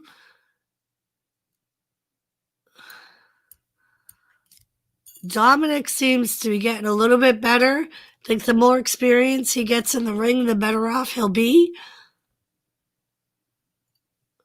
And now Seth is on the outside of the ring catching his breath.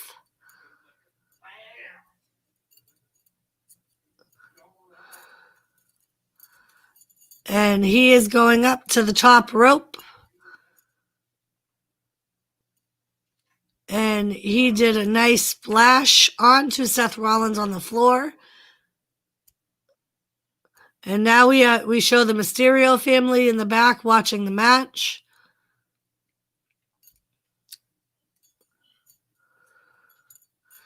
And Dominic is back on the top rope. And he ends up jumping over Seth because Seth got out of the way. And now here he goes with 619, and he actually connected this time, Dreams. And he going to go for the frog splash. Is he going to connect? No, he misses. Seth Rollins moved out of the way. So he connected with the 619, but missed the frog splash. And now Seth is going to attempt for the stomp, and he gets it.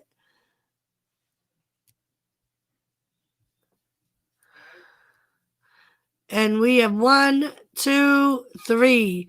So Seth Rollins did win the match. Seth Rollins is moving forward to the triple threat match to determine the number 1 contender for the Raw Championship.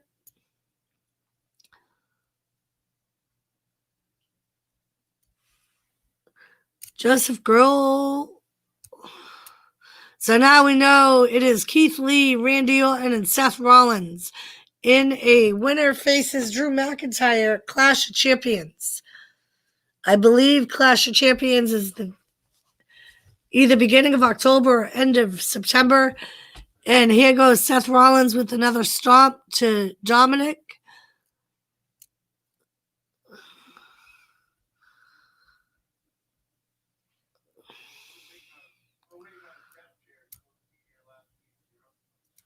Ray gonna go out.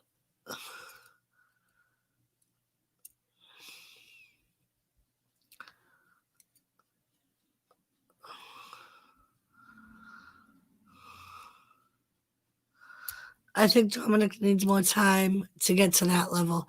I agree, Dreams. I don't think I think he's talented, but I don't think he has the experience to be in a championship match, especially a triple threat championship match with the caliber of Randy Orton and Keith Lee. I think he definitely needs to earn his stripes. And we see Titus O'Neil, who seems to be a little bit of a meanie on Raw Underground. We're not really used to seeing this side of Titus. Yes, Shane, that is what they're saying. Drew McIntyre has a hairline fractured jaw from the punts that he took from Randy Orton last week. So he will be out of action until Night of Champions. And Titus O'Neil is still, that was his second win. He is doing pretty good. And here we are with Riddick Moss, who's getting in the ring with Titus O'Neil. Titus O'Neil is definitely bigger, but Riddick Moss has more experience in this atmosphere. And Riddick Moss takes Titus O'Neil down. And he's giving him some nice body shots. And now Titus O'Neil is on top of Riddick Moss, but Riddick Moss is quick, takes Titus down again. And he is trying to connect with some hits. And he's missing some, getting some, missing some. And Titus is making his way back up to his feet. Riddick Moss has him in some type of bear hug type of thing. And Titus O'Neil ends up just throwing Riddick Moss out of the ring. Now they're on the outside of the ring. And Titus O'Neil just put Riddick Moss kidney first into some steel shelving and then attacks a guy on the outside, which is very unlike Titus O'Neil. We have Titus O'Neil, who did have advantage over Riddick Moss, but Riddick Moss just gave him a gut kick and then punched Titus O'Neil. Looks like he might have knocked Titus O'Neil out. And Riddick Moss won that match, I believe. And here are the Street Profits.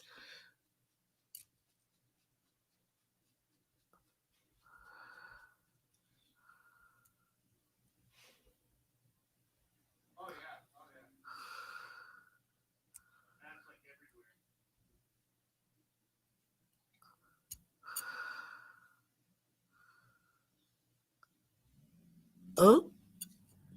All right. So the Street Profits are talking about Vega and her crew. We got Andrade. We got Garza.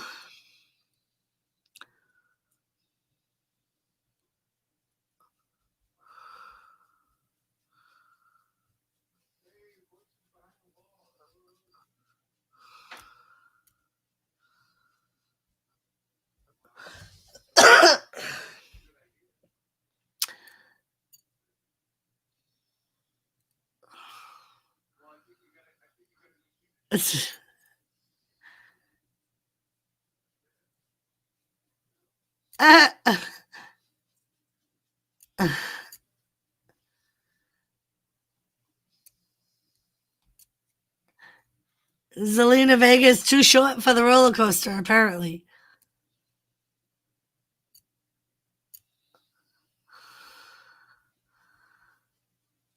So apparently it's Andrade Garza versus the Street Profits.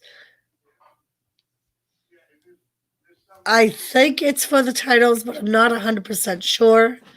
So this Friday, we will see Roman Reigns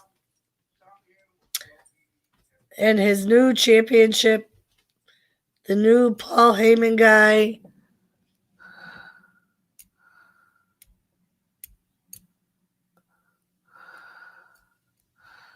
We will have to see what the backlash is from Over the Edge, or Payback. And they're showing that damn sandwich again. That Arby's prime rib cheesesteak sandwich. They just keep playing goddamn food commercials. They were playing pizza for the first hour, and now they're going to keep playing Arby's sandwiches. So, Lisa, what did you have for dinner? We had chicken and rice and corn. It was all right. Would have been better if I didn't have to cook it, but it was still pretty good, I must say. I know, right, Dreams? Roman Heyman. Shane did a funny. Roman Heyman. Roman Heyman.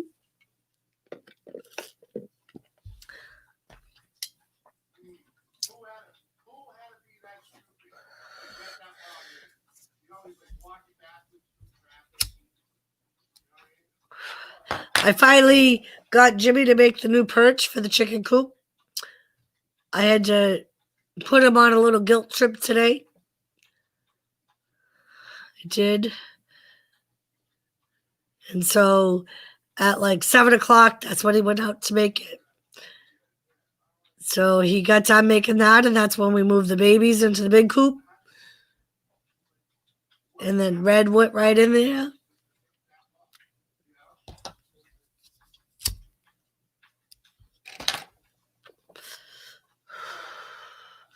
But yeah, Dreams, it was kind of cute where she wouldn't go in the coop without the babies.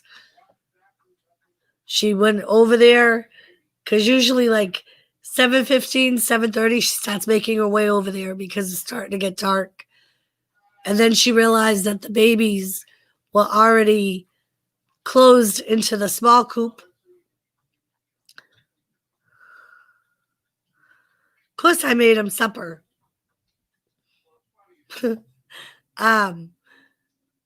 So she noticed the babies were in there, and she comes back to the house, and me and Connor, the little boy upstairs, had brought Tilly out.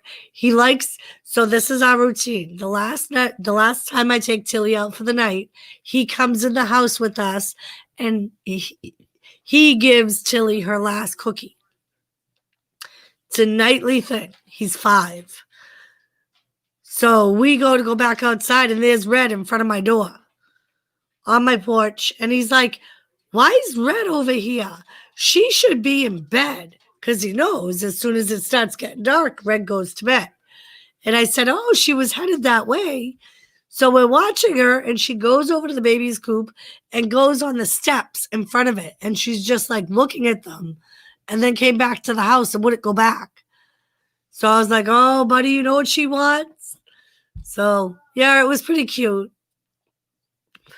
They did start getting along, and she's been hanging out with them constantly during the day.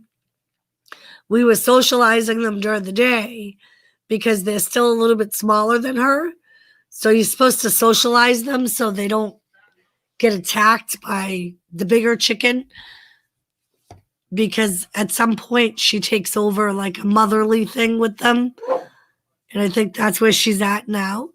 Go tell Daddy. Go tell Daddy. So we have someone pulling into the parking garage.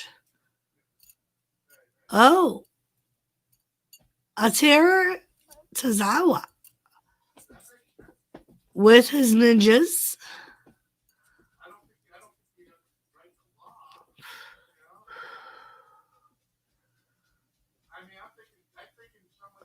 He's going to make him get out of the car, and then he's going to get pinned. That's what's going to happen. He's going to have a ref shirt on under that jacket. It's R-Truth. There he is. There's R-Truth. See him in the back? He coming out of the booth.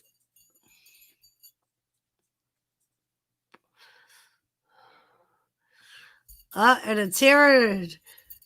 Tazawa sees it, but it's too late. And R-Truth is the new 24/7 champion once again, and is now going to run from the ninjas, I think. And Atira Tazawa is going to kidnap the referee and chase down Truth, apparently. Don't forget your other ninja. You're forgetting your other ninja. He left a ninja behind. That wasn't very nice. So now we have the Street Profits coming out.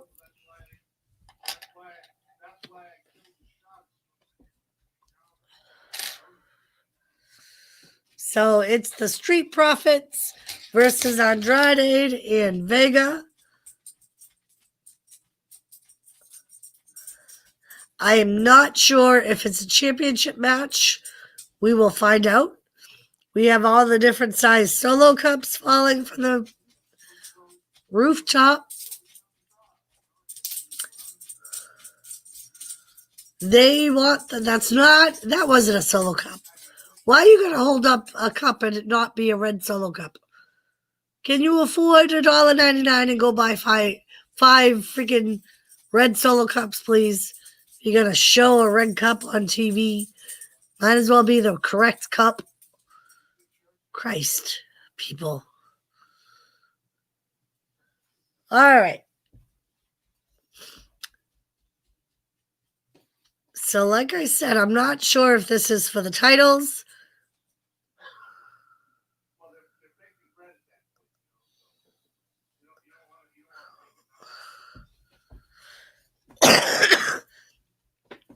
All right, so Joe did just say that it is for the titles.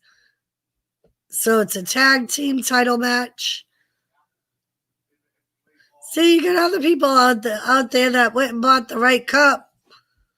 And that dumbass is still there with that fucking regular drink cup. Stupid people. Sorry about the language. So now we have Andrade and Gaza coming out. And Gaza has his little groupie who can't decide if she wants to be with Ibar or Gaza. And what the hell does Zelina Vega have on? It looks like it was kind of poured onto her.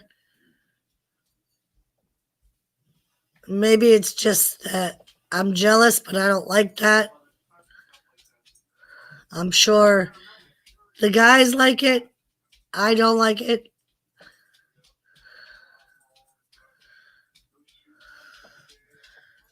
All right.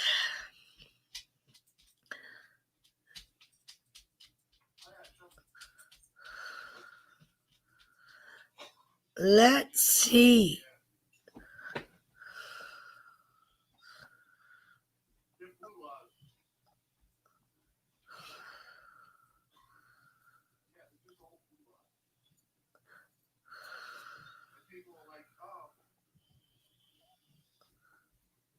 And how much you want to bet that Ibar comes back out and distracts Garza again?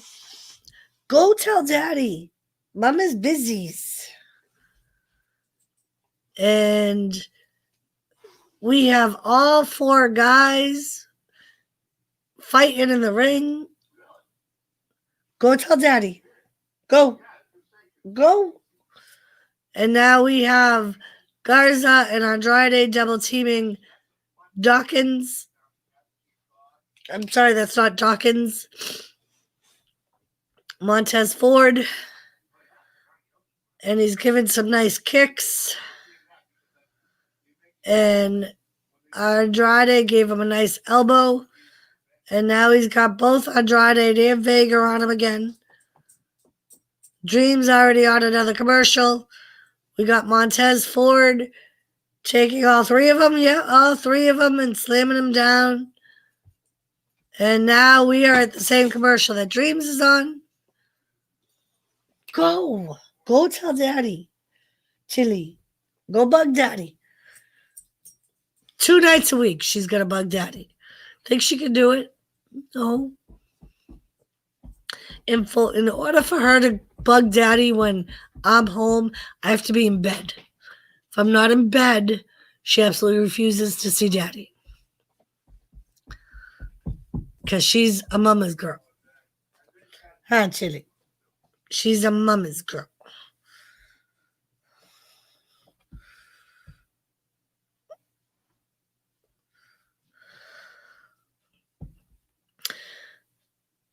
We are still at a commercial. But yes, I did make Jimmy dinner for helping Shane.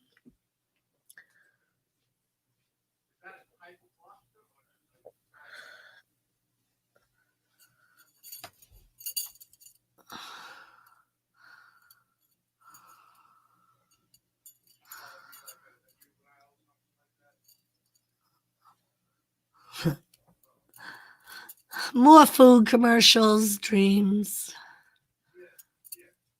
And now we got a Geico commercial. Of course you did, Doris. Of course I did, Shane. It was one of his meals that he did not care for. He really doesn't like chicken. He'll eat it. He hates pork even more. So at least I didn't make him his worst meal.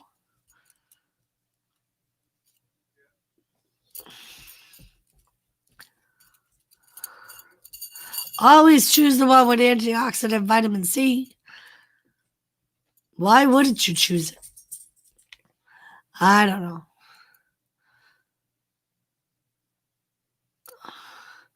T-Mobile and Sprint have merged, really? Hey, I'm watching more on my phone, so I'll be going back and forth. Cool beans, Tiffany, thanks for popping in. It's been a pretty good night so far for Raw. We have a triple threat match for later tonight. The winner to face Drew McIntyre at Night of Champions. It's Seth Rollins, Randy Orton, and Keith Lee. So that ought to be pretty good. I can see for a little bit. Seth and Randy teaming up together to take out Keith Lee and trying to make it a one-on-one match. I don't know how well it'll work, but I'm sure that's something they're going to do just because that's the way they are. And we are back to Raw. We got all four men in the ring again. Garza is working on Dawkins.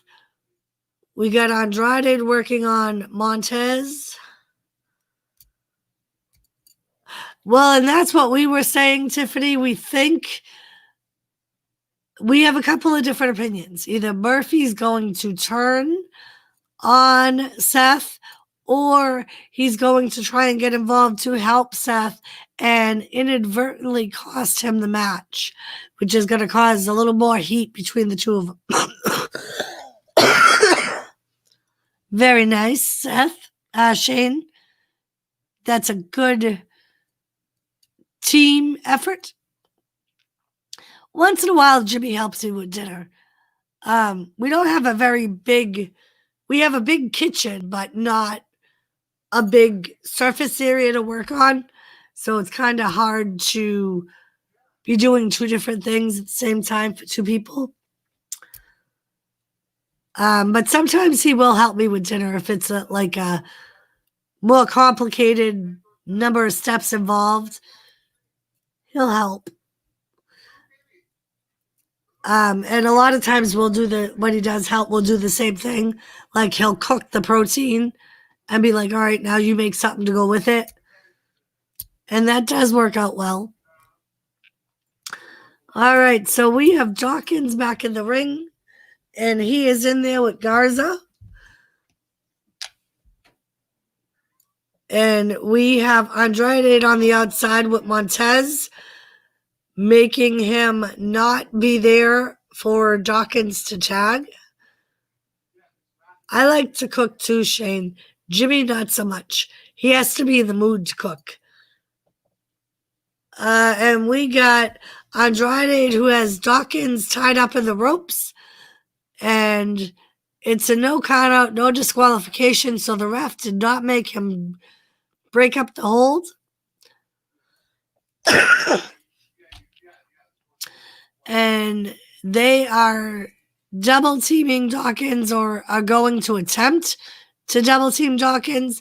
And Dawkins take out Garza, and now he kind of catches Andrade and launches Andrade across the ring. Gives Garza a couple of good clotheslines, and now he's going to do that flying shoulder thing he does. And now he's going to do the big spin splash to Andrade in the corner. Big DDT on Andrade, and Garza is going to break up the count. And Vega always looks so upset. I haven't seen Ibar come down yet, but I am thinking it's going to be the same as last week, and he's going to end up coming down and distracting Garza with the girl. Now we got Dawkins being perched on the top rope, and they are putting nice big kick to the midsection by Garza. And now Andrade is going to do the stomp on Dawkins. Montez flies over Garza and breaks up the count. And now we have Garza trying to pin on Montez. And he gives him a nice super kick. And Montez is kind of out of it, but Dawkins just took a kick for him. And now we have Andrade and Montez. And Montez gave him the blockbuster and a nice big spin kick to the back of the head. Uh-oh. There goes the lights. What's happening with the lights?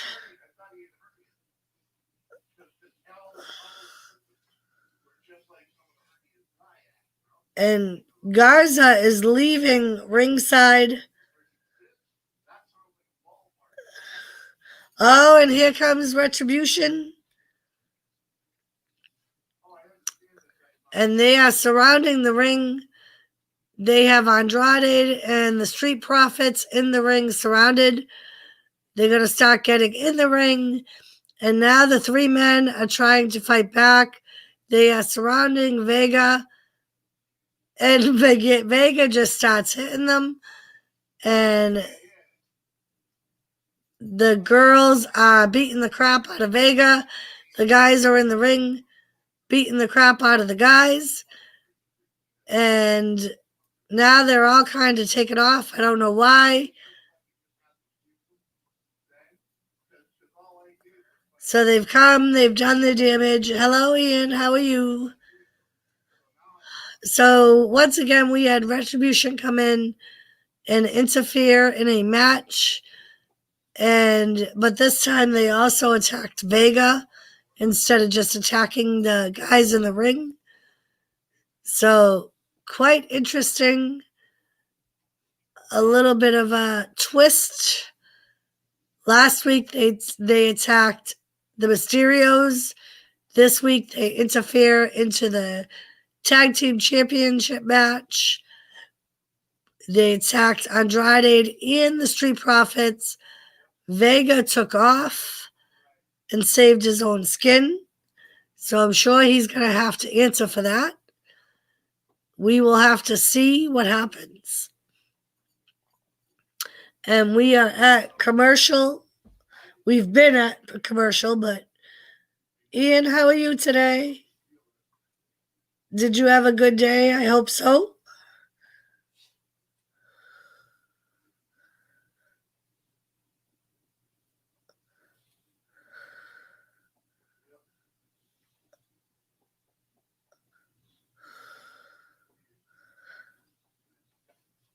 All right, still at a commercial.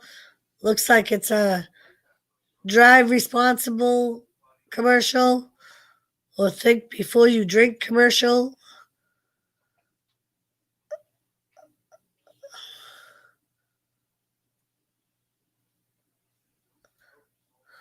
This is a drive high, get a DUI. And another goddamn Sonic commercial, Dreams. I gotta run. Have a great night, Doris. Thanks and company. Thank you, Shane, for watching with us. Hope you have a good rest of the night. And I will probably see you tomorrow on Jimmy's stream. If my voice holds up, I'll probably stop by. So yeah. If not, I will see you Wednesday. Have a good night.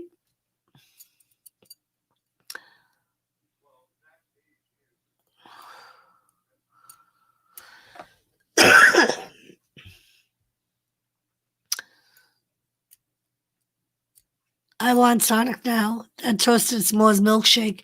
Yeah, Dreams and I have been complaining all night about the food commercials. We're both starting to get hungry from it. And yes, that s'mores, toasted s'mores milkshake looks awesome. And to make it even worse, Tiffany, the closest Sonic is like 2.5 hours away from here. So it's not even close. I think I have to go into like Boston or Worcester or something to get a Sonic's. Yeah. It's very sad. But yet they still tease us with the commercials.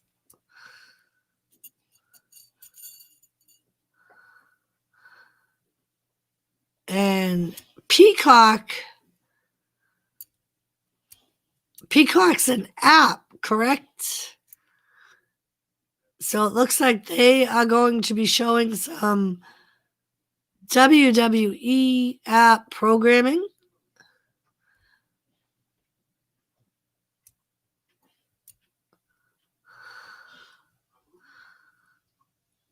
So yes, we are back on Raw.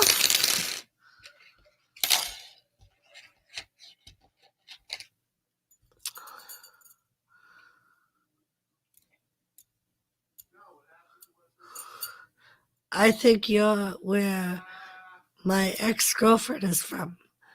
Really? Maybe. It's possible. All right, they're showing a recap of Retribution attacking Zelina Vega and the Street Profits and Andrade in the ring.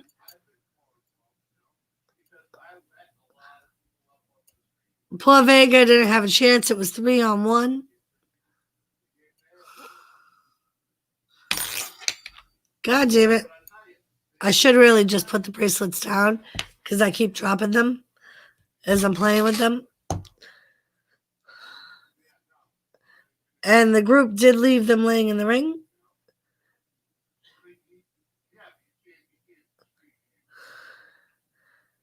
And now security's getting yelled at because Retribution made it into the ring.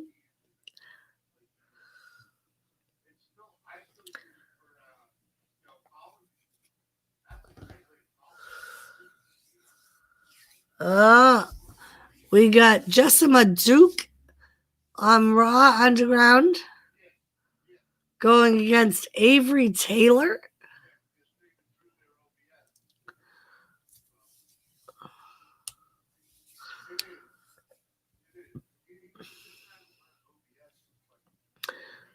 And Jessamine Duke giving some big kicks.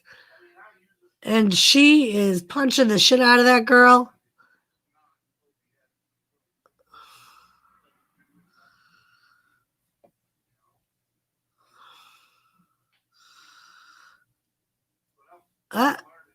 And now somebody else is going to get in the ring.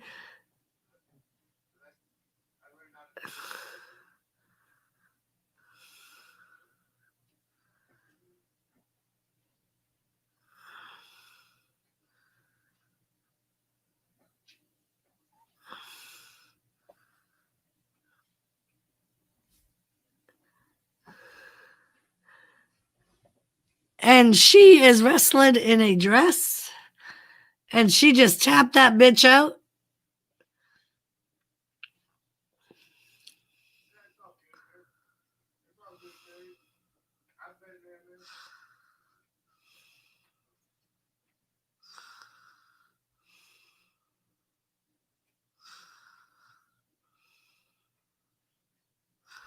Oh, and they just spotted the Iconics. And Peyton Royce just threw Billy Kay in the ring with Jessamine Duke and Maritza. Is that her name? And she just got a kick to the side of the head from Jessamine Duke.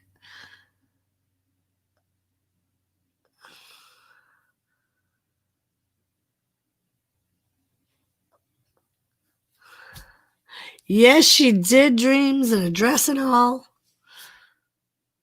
Looking like Laura from freaking Little House on the Prairie.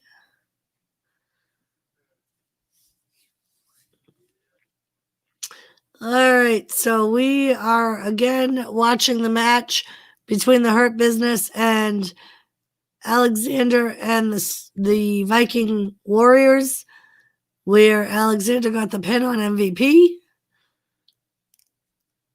And they did attack him in the backstage area after the match, even though MVP looked like he wasn't going to let Lashley and Shelton attack him.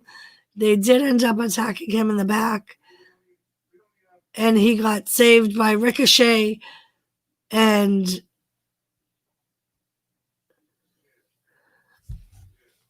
Apollo saved him.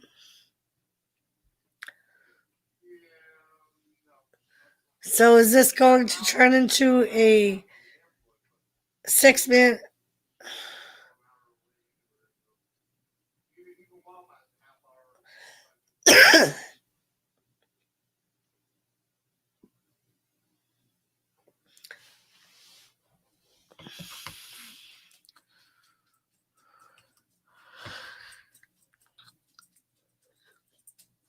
So we got Charlie with Ricochet, Alexander, and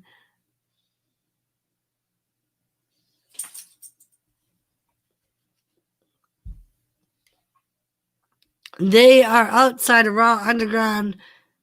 Apparently, Apollo Crews may be challenging Bobby Lashley in Raw Underground. Is that what's going to happen?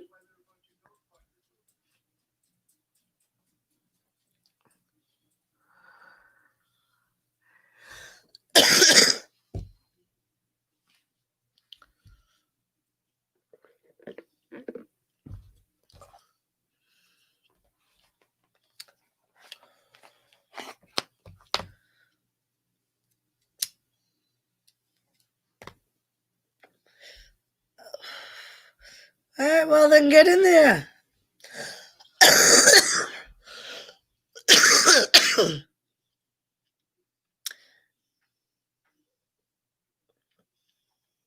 That guy's freaking huge.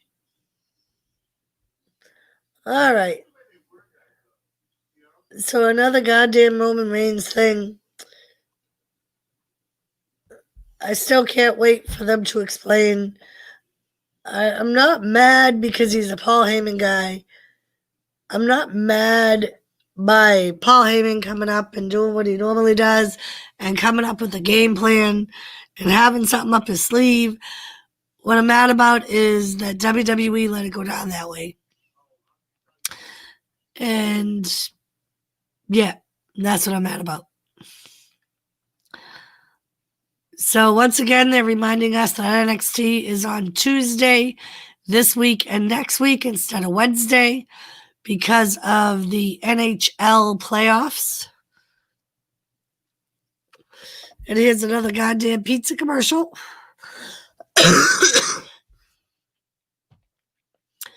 All right.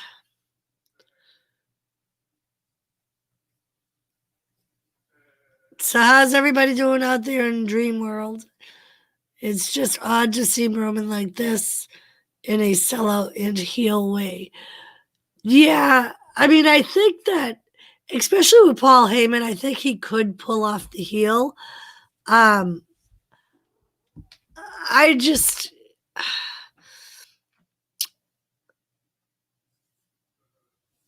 wasn't expecting him to come back as a heel, but I'm not 100% surprised that he did. And I think, like I said, I think he could pull it off with somebody like Paul Heyman in his corner. Especially with Paul Heyman doing all the talking. If Paul does it like he did with Brock and does all the talking, I think it could be a very good heel storyline.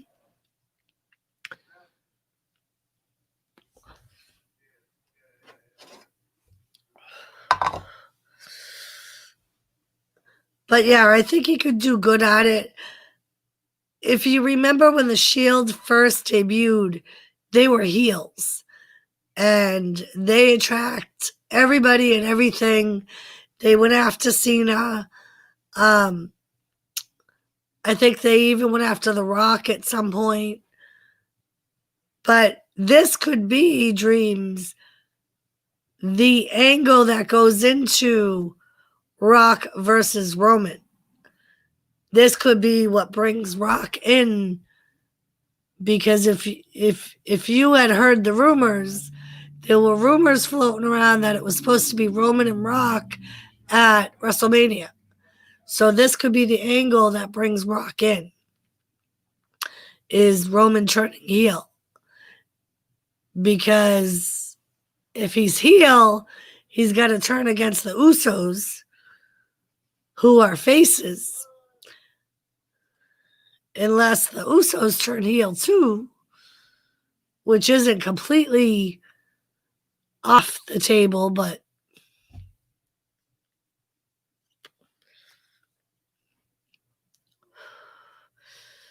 yeah, I would like to see the Shield back together too. I don't see it happening. I think they've invested too much in their singles career. Plus, we no longer have Moxley in WWE. I think it would get a good pop if they did. But I just don't see it happening. I think Seth is in a different storyline. Roman's on his way to a different storyline. Like I said, they've both invested a lot into the singles careers. They're actually sustaining singles careers. Plus, we don't have Moxley anymore. Unless they did a Shield without Moxley, which wouldn't be the same. And here comes Bobby Lashley. Oh no, it's Shelton Benjamin.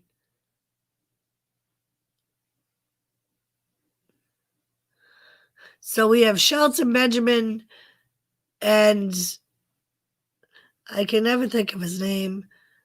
Tell Thomas Missy's up here and she says meow. Thomas, I don't know where you went. Thomas, Missy says meow. Missy says hello. Thomas, he was just here. He's off somewhere, probably going to check on Daddy.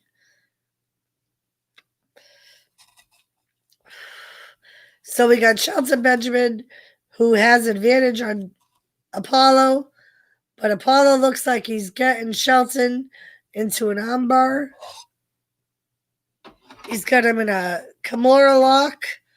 We're trying to get him in a Kimura lock. I don't know if he has it completely locked in, which is quite funny because I think that was one of Bobby Lashley's move. I know it's Brock Lesnar's move, but I think Bobby Lashley also used it. And now we have Alexander and Ricochet fighting MVP and Lashley.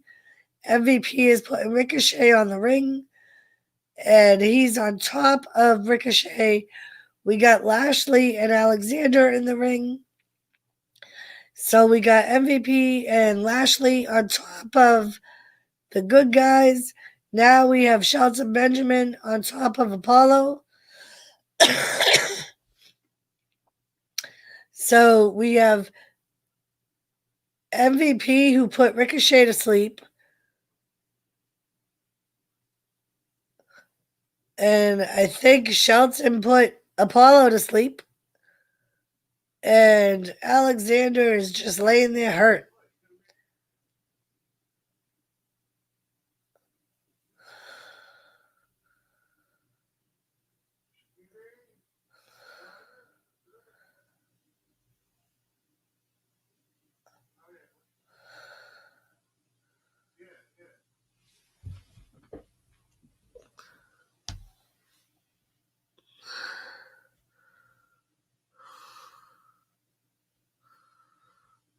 And we got Geyser and his little groupie in the back. And he's saying that he's more concerned with her. And here comes Retribution attacking somebody else.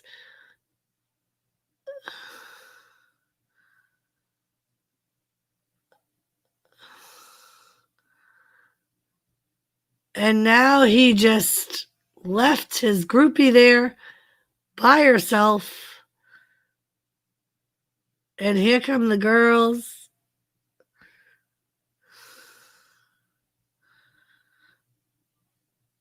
And she runs off.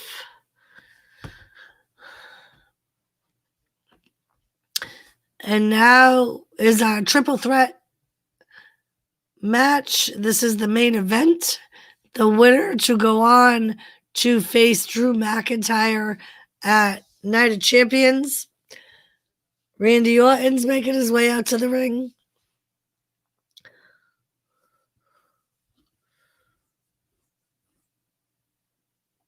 Yep, I don't know where he is, Dreams. He kind of made a pass through and then took off.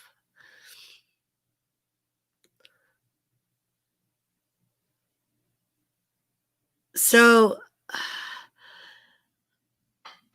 I think what is going to end up happening is I see Keith Lee winning this match just to make it a little more interesting and have Keith Lee versus Drew McIntyre, they are friends. They do have history.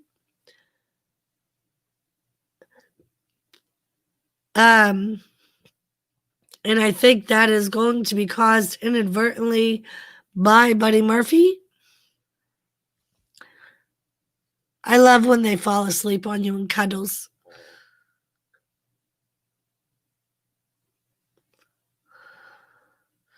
Thomas will usually sleep on my chest when I'm in the recliner. Other than that, he shares my pillow with me when I'm in bed. Or he'll lay on my hip if I'm on my side.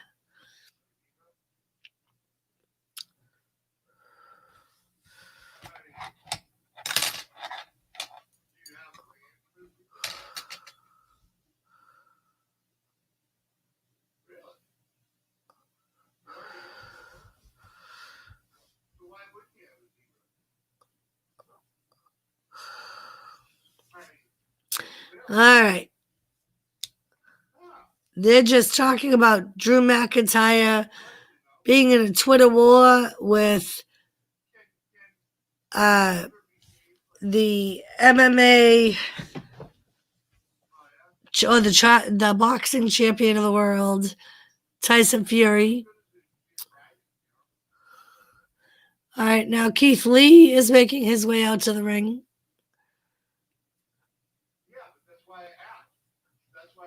So it ought to be, other than Randy Orton having an advantage from Alistair, I think he's going to have a little bit of an advantage because he had a much easier match than Keith Lee and Seth Rollins did. But I don't think that's going to help him much. I don't think he's going to win the match. He may. I don't really see it, though. I think Keith Lee is the more interesting pick. I think it would work well if they picked Keith Lee. But again, I think it would end up being Buddy Murphy that ends up determining the winner of the match, whether it be advertent or inadvertent. And now we have Seth Rollins coming out. Does he get walked out to the ring by Buddy Murphy, or does he come out alone? And it looks like he is alone. So Buddy Murphy is not with him.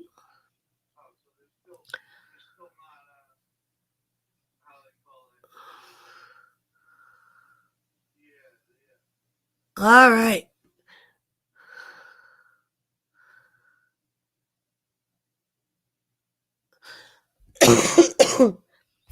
Let's see what happens in this. See if our predictions are correct.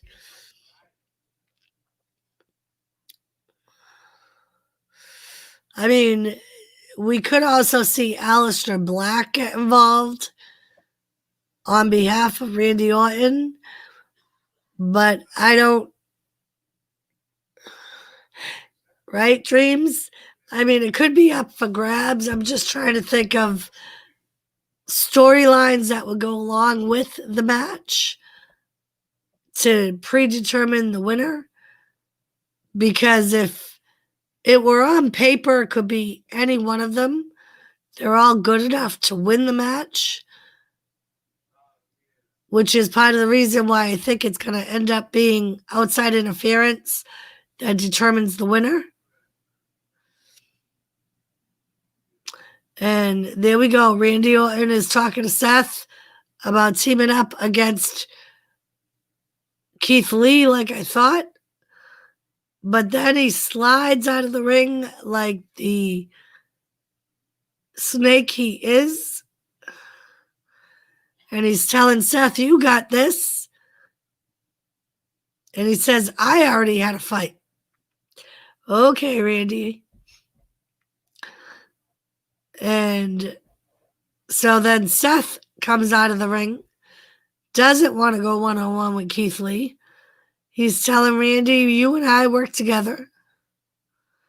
And Randy says he changed his mind about working with Seth. And Keith Lee's going to end up coming behind and grabbing him by the hair and yanking his ass back in the ring. And Seth Rollins gives him a nice punch to the side of the head. And I don't know if Seth Rollins has watched any tapes on Keith Lee, but that isn't going to help him much. And it does not. He still is able to overpower Seth. And here comes Randy from behind, gets Keith Lee in a headlock.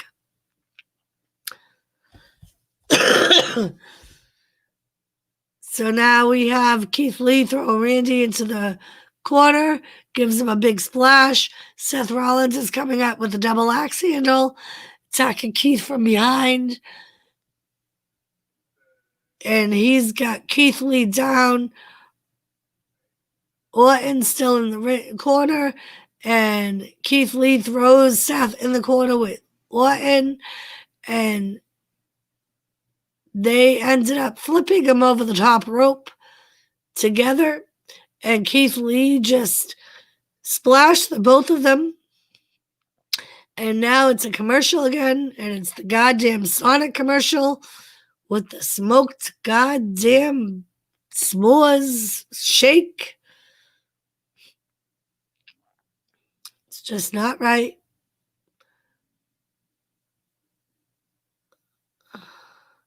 And now they're going to show Chinese food. It's just not right. Dreams, it's not right.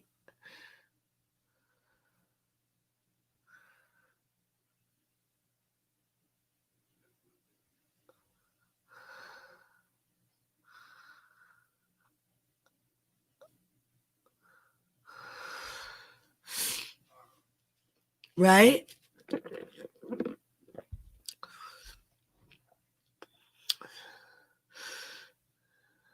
And Mr. Snoop Dogg with his Corona commercial.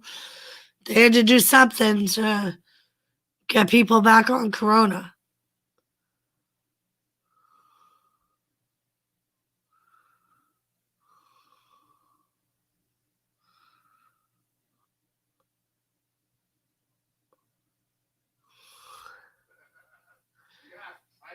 This commercial's so stupid. Snoop with the beer cracks me up. Yes. Yeah, unfortunately, Corona, because of the pandemic, needed something to increase their sales.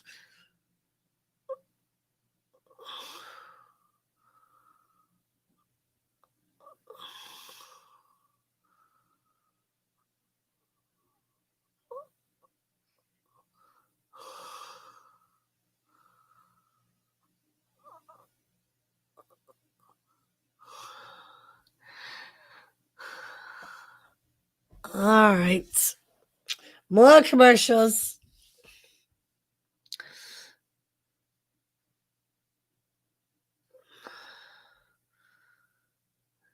Very nice. I'm sure that helps with your medical stuff too. John Cena as a robot doesn't work.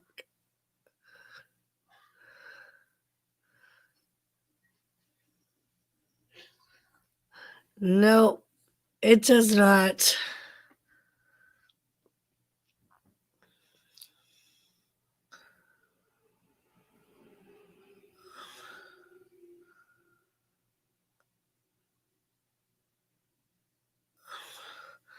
And then you got The Rock walking tall.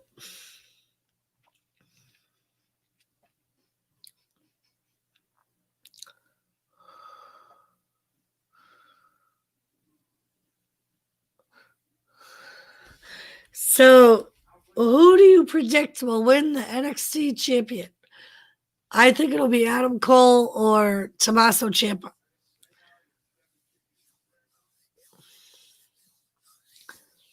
Although I suppose it could be Finn Balor too. That's another one, Dreams. I don't know who I would pick to win that match. All right, so we have Seth Rollins with Keith Lee. Keith Lee went to go do a splash and got a super kick by Rollins. And Keith Lee is on the outside trying to catch his breath. Flying knee from Seth Rollins. And now Randy Orton comes in and does a backsplash onto the announcer's desk.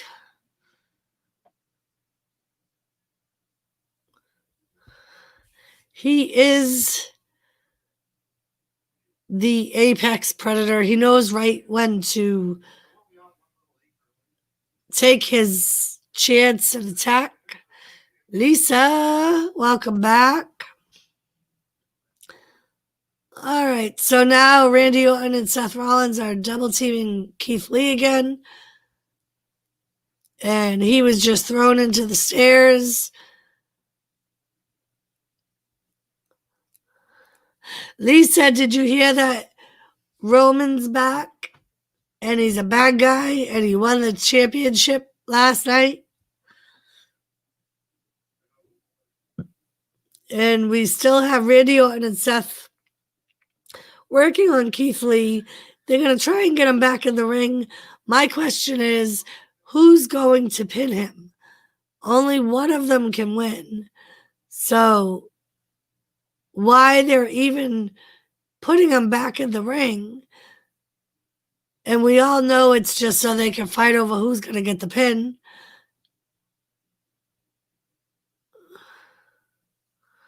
Oh, and Randy Orton just took his opportunity and turned on Seth. Big DDT off of the middle rope. And he goes for the pin. 2, and Seth Rollins kicks out. Roman can be my bad guy all he wants. I have a thing with bad guys and long hair. Yes, there's a lot of things that I would let Roman Reigns do and be for me. He's even got new teeth, Lisa. And he's put on some more muscle. Looks pretty good. And we have Seth Rollins, who just got the Falcon Arrow on Randy Orton, but Randy Orton kicks out.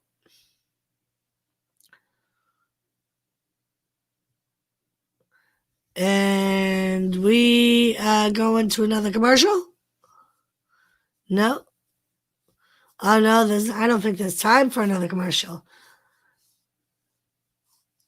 All right, so we got Seth Rollins thinking about the stomp. And no, Keith Lee's going to come up behind him. You know, Keith Lee reminds me of, I think it's just the shape of his face. He reminds me of Shrek. He doesn't look like Shrek, but just his features of his face, even when he smiles, he reminds me of Shrek. If you think of Shrek, the cartoon Shrek, and look at his facial features, that's what he reminds me of. I don't know if anybody agrees, if anyone else can see it, or if I'm crazy. And he just flung Randy Orton halfway across the arena. Seth Rollins is coming out for a splash and gets caught by Keith Lee. And Keith Lee flings him over the announcer's table into the barricade. Yes, exactly, Dreams. Like his mouth and nose area, or his eyes even. Exactly. And we got Seth, who's given Lee some kicks, and Lee ends up catching him. But Rollins reverses it for a roll-up. Keith Lee kicks out at 2. Keith Lee gets a kick to the side of the head and a punch. And he's going to do the super kick. But I think Lee is still going to kick out. And I think this is around the time that Buddy Murphy is going to end up coming out. Should be happening soon. Seth is going to go for the stomp. Is Randy Orton going to grab him? Let's see. And no. I think Seth is going to get the power bomb. And in comes Randy Orton for an RKO out of nowhere. And he goes to pin Seth Rollins. And Randy Orton has won the match. Yes, Dreams, you just need to paint them green. So Randy Orton is the #1 contender.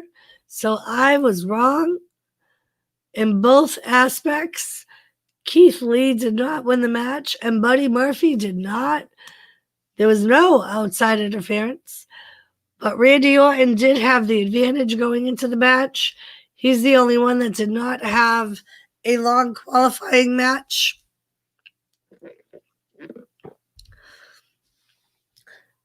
He definitely strikes the iron while it's hot.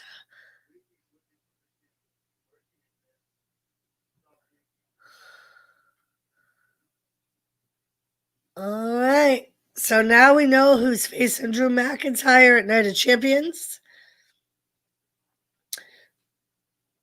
So apparently we got to continue the Randy Orton and Drew McIntyre storyline.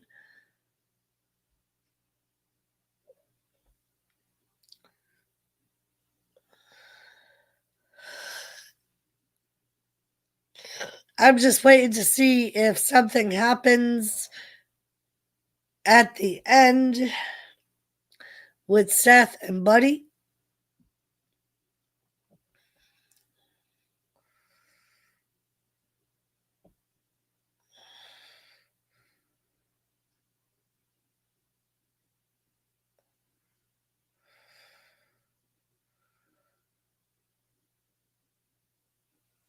And fade to black, Dreams, correct.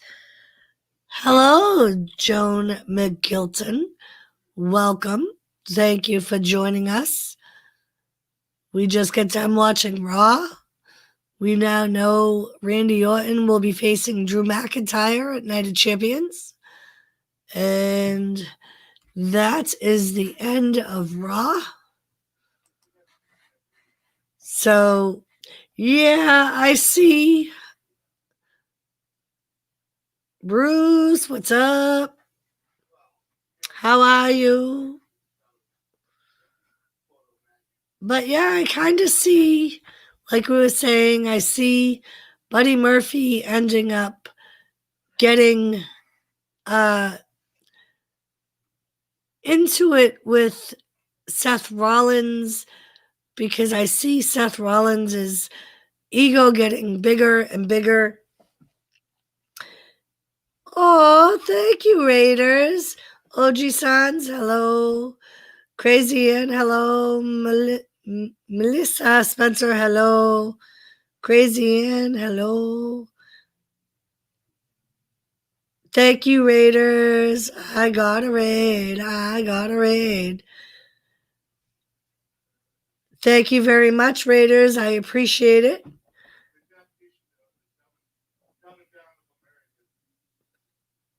Everyone have a marvelous night. Hi, OG-san. Thank you. You guys rock. Yes, Anthony, I agree. I think it was anticlimactic. And I think the main event was, yes, a waste of time, as you say. I think the whole Retribution thing was anticlimactic, other than them delaying the tag team champions a little bit further. Very nice, Dreams. I'm glad that hubby fixed your TV and it's now working. Thank you, Everything Spicy. I greatly appreciate the raid. Thank you, all the raiders.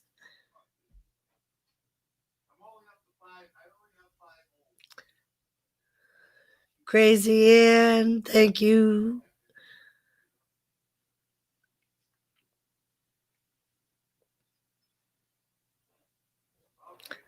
But yes, Anthony, I agree. I think it was very anticlimactic, both the Retribution, the main event. And like I said, I think all it did was delay the tag team championship picture a little bit more between Garza, Andrade, and the Street Profits. And it's just going to cause more heat between Andrade and Garza. And it's going to cause them to end up blowing up and attacking each other, especially if Vega got attacked tonight and Garza just kind of took off. No, I think he's still with the storyline. And yes, I almost do feel like it's going to be something at Survivor Series for the 5-on-5. I think he's building it up. And it may be like Raw versus Retribution or something like that. And maybe they'll do a mixed Survivor Series team for Raw and SmackDown against a mixed Retribution team, because we do know there's both men and women on Retribution. But I could also see, somebody was saying last week that they thought that Retribution was NXT, and I can see that. I think it's a build up, because you're gonna, if you think about it, usually around this time of year, the past year or two, NXT has rated Raw and SmackDown for a build up for Survivor Series. So I could see Retribution being NXT, and just kind of maybe this time they don't have Triple H's okay for the raid like they have in the past. So maybe it's almost like a Nexus thing. If you remember when Nexus came in and invaded Raw.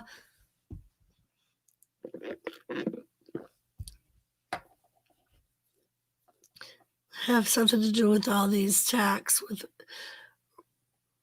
Retribution, and he is the leader with Dominic Dijakovic. Ooh, that's an interesting theory. That would be a shock. And there are, especially last week, when we were able to get a better look at some of the men and they didn't look like teenagers, there are one or two of them that do have the same body style as Dominic Dijakovic. So it would maybe even, I don't know if the hell's his name? The little slinky guy. Joseph usually helps me out with this. But yeah, so that would be a shock. But yeah, I could almost see it being some of the NXT people. Because you figure, like I said, every year around this time, NXT raids Raw and SmackDown. And they end up doing NXT versus Raw versus SmackDown at Survivor Series. So I think this could be just a build up for that. Same type of thing. But this time, like I said, they're disguising themselves because they don't have Triple H's okay for the raid. Or I could be completely wrong and it could be other people, but I think the NXT thing is the one that makes the most sense. Do you think my idea is too convoluted for Vince to pull off because of his attention span being that of a gnat? No, but it would not surprise me if he dropped the storyline. But I think if he was going to drop it, he would have done it by now. I think now that they're building up to them actually attacking superstars and actually interfering in matches, I think that's almost like moving on with the storyline, but that's not to say that between now and Survivor Series, they're not going to drop the storyline. But I think at this point, they're almost too invested in the Retribution storyline to just drop it. I think there's too many cogs in the wheel, if you know what I mean. There's too many people involved. They have too many players of Retribution to be able to just drop it. It's one thing if it's like a one-on-one storyline, it's kind of easy to drop it and let it fade out. But where Retribution is such a big group, I think it's a little bit harder to drop a storyline like that at this point without having some type of resolution. But yeah, I think the NXT thing is really the only thing that makes sense.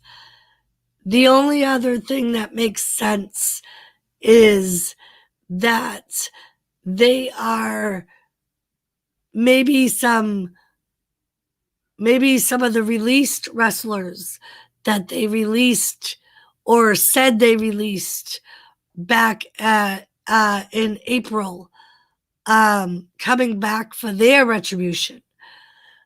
Because if you think about it, there's a few people in that announcement that are still there. Drew Gallagher. You have the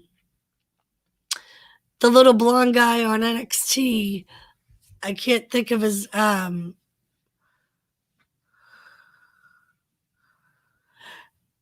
yeah, Mia Yim definitely, especially today, we kind of got a good look at some of the eyes on one of the girls, and it definitely looked like it could pat Drake Maverick. Yes, thank you, Anthony. She definitely could have passed for Mia Yim, just her eye, like the way her eye features were. It was definitely a Mia Yim look. So I believe that, yes, I agree, Mia Yim could be one of the females. Vanessa Bourne, more than likely, and maybe even Mercedes is probably one of them, because there was like 3 or 4 females, I believe. So if they had 4 males and 4 females, that's a 8 mixed person tag. Or they could do 8 women's Survivor Series match and an 8 man Survivor Series match, where maybe they take 2 SmackDown, 2 Raw superstars for each, male and female. I don't see any of them being that tall. Rhea Ripley's pretty tall. Hey, Chris Pack, how are you? None of the females looked tall enough to pass for Rhea Ripley. But I'm not completely ruling it out. Maybe they just didn't get a good, and they could change the characters anyway. It's not like we would have them standing side by side and be able to compare once they reveal them. So yeah, I could see, because Rhea Ripley was involved in the raid last year when they invaded the SmackDown and they invaded Raw. Rhea Ripley was the leader of their team. So I could see Rhea Ripley being involved in a raid. Yeah. So yeah, maybe she is tall enough, because I definitely think one of them could pass for Mercedes because of the hair. One of them looked like they had a similar hair color and kind of like the same thickness of hair as Mercedes. Yes, it was, Chris. I liked that Survivor Series too, where they had NXT versus Raw and NXT versus SmackDown. And Rhea Ripley was the leader of the NXT females team. And I think it was like Undisputed Era was part of the NXT team. But that was a good series. And I think the Survivor Series where they do that are the best because you have all three brands going against each other. And if you think about it, NXT has to, in a way, defend their title. They won the most matches last year. So they were like almost the best brand. So they have to defend that this year. So I could see them wanting to create another Survivor Series like that to be able to do that, to have bragging rights.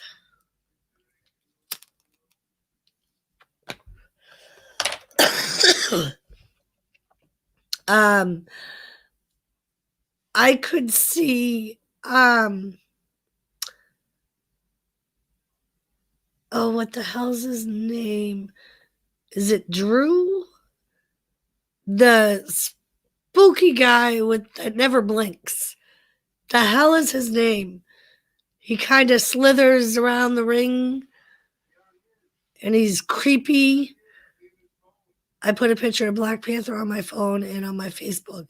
Very cool, Chris. Dexter Loomis, thank you, Anthony.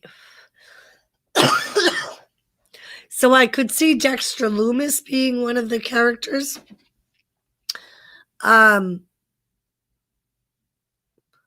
Yes. I think it's been coming though, Nora. I think it's been a long time coming. And I think Billy Kay, in my opinion, is the weaker of the two. I think that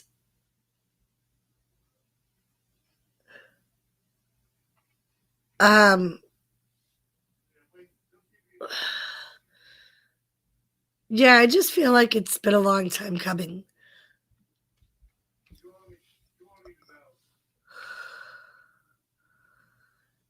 Yes, Wakanda forever, Chris. So I could see Dexter Loomis being one of the characters.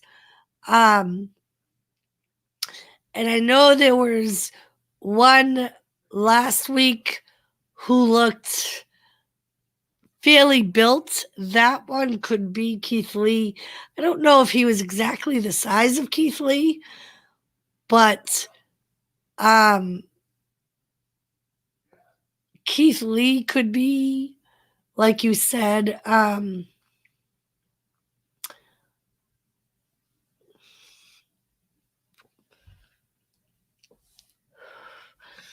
yeah, Nora, I really never liked the Iconics as a team. I've always liked Peyton Royce, but for some reason, Billy Kay always annoyed me.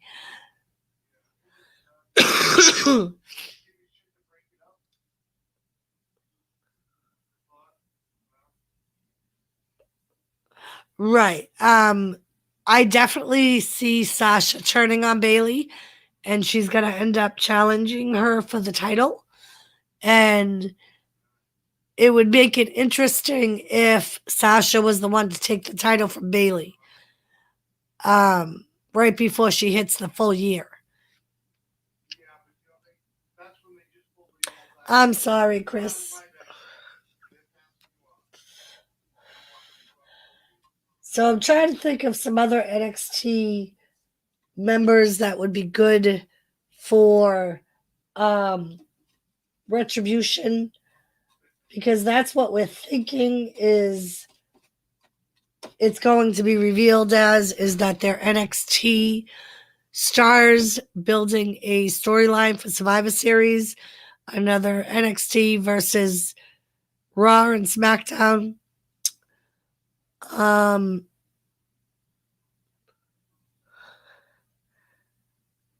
I mean, the short built one could also be Gargano. Yes, it would be a good storyline, Nora. And I think that's what they're building up to with Bailey and Sasha. I think they're building up to Sasha turning against Bailey because Sasha believes that Bailey is indeed the one that cost her her women's title. And Bailey is the one that either passed out or tapped out last night to cost them the tag team titles.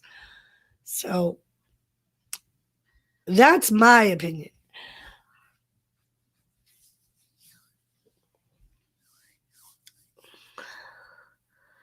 But yes, Raw wasn't that bad. I thought it was a decent show, maybe like a B.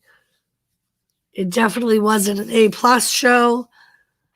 I was expecting a little more, especially right after a pay per view. But then again, you can only expect so much because they had 2 back to back pay per views. They had SummerSlam last week, and then they had Payback this week. So that's really not enough to build up the storylines and then have back fall from it. So I think really the only storylines that are sticking out from it are the Bailey and Sasha one and the Buddy Murphy, Seth Rollins one, which I do see, but especially after today when Seth Rollins hit Buddy Murphy, I do see Buddy Murphy at some point turning against Seth, and that being a feud storyline. The Roman Reigns angle, I see that as the beginning of a storyline for The Rock to come back. Here is my prediction for the members of Retribution: Keith Lee, Dominic Dijakovic as leaders, Dexter Lumis, Shane Thorne, Rhea Ripley, Vanessa Bourne, Mia Yim. Those are all good choices, and I think they do make sense. I completely forgot about Shane Thorne. But yeah, those are all good choices. And I could see all of them being part of it. So it will be interesting to see. Yes, Chris, it is good. And that's one of the reasons why I'm glad I started the Monday night stream. I used to only stream on Wednesdays, but it's nice to be able to watch the show and then talk about it a little bit after. But yeah, and then it gives us something to talk about on Wednesday. We can always finish our conversations from Monday and see. So it'll be interesting tomorrow. NXT is on, so we'll be able to see the fatal four way for the championship. I will not be doing a stream for it, but we can at least talk about it on Wednesday, whereas usually NXT is going on during my stream on Wednesday. But this week and next week, we have it on Tuesday. So that'll be something we can talk about on Wednesday during the stream. And yeah, I hope you all enjoyed the show as much as I did. And we will have to continue our predictions and thoughts on Retribution and the Bailey, Sasha, the Iconics, and all of the things that we saw today for the storylines. We'll have to see if anything else buds up between now and Wednesday. And yeah, so Wednesday should be a pretty good stream. I hope you all join me. And yeah, I hope you all enjoyed the show. Thank you for watching. And Anthony, I'm sure I'll see you Wednesday. Do you think it makes sense for WWE to move NXT permanently to Tuesdays or Thursdays, or keep it on Wednesdays and AEW move Dynamite to Thursdays? Good night, Tony. Anthony, I think part of the whole thing with NXT is Vince, I think, is not going to be willing to move NXT. I think it'll take seeing what tomorrow and next week's ratings are to see how they do on a Tuesday. I'm sure AEW are not going to have shows. I know they didn't have a show last week. So I think it would take AEW being on Wednesday and NXT being on Tuesday to see if that betters their ratings at all in the rating war, because right now that's what the big talk is between them, is the rating wars, with both of them being on Wednesday. But I think other than the ratings being better, nothing is going to make Vince move NXT to a different day. I think because he is pigheaded, I think he would leave it there and almost force AEW to be the one to move their show. Thank you, love. And I will certainly have my last day, my last day at the prison. And I will rest my voice as much as I can. And I will see you guys on Wednesday. And I hope you all have a good day. Thank you very much. I will talk to you guys later. Have a marvelous night. Hope you enjoyed it. Thanks for being with me and watching. Peace out. Love you all. Good night. See you Wednesday.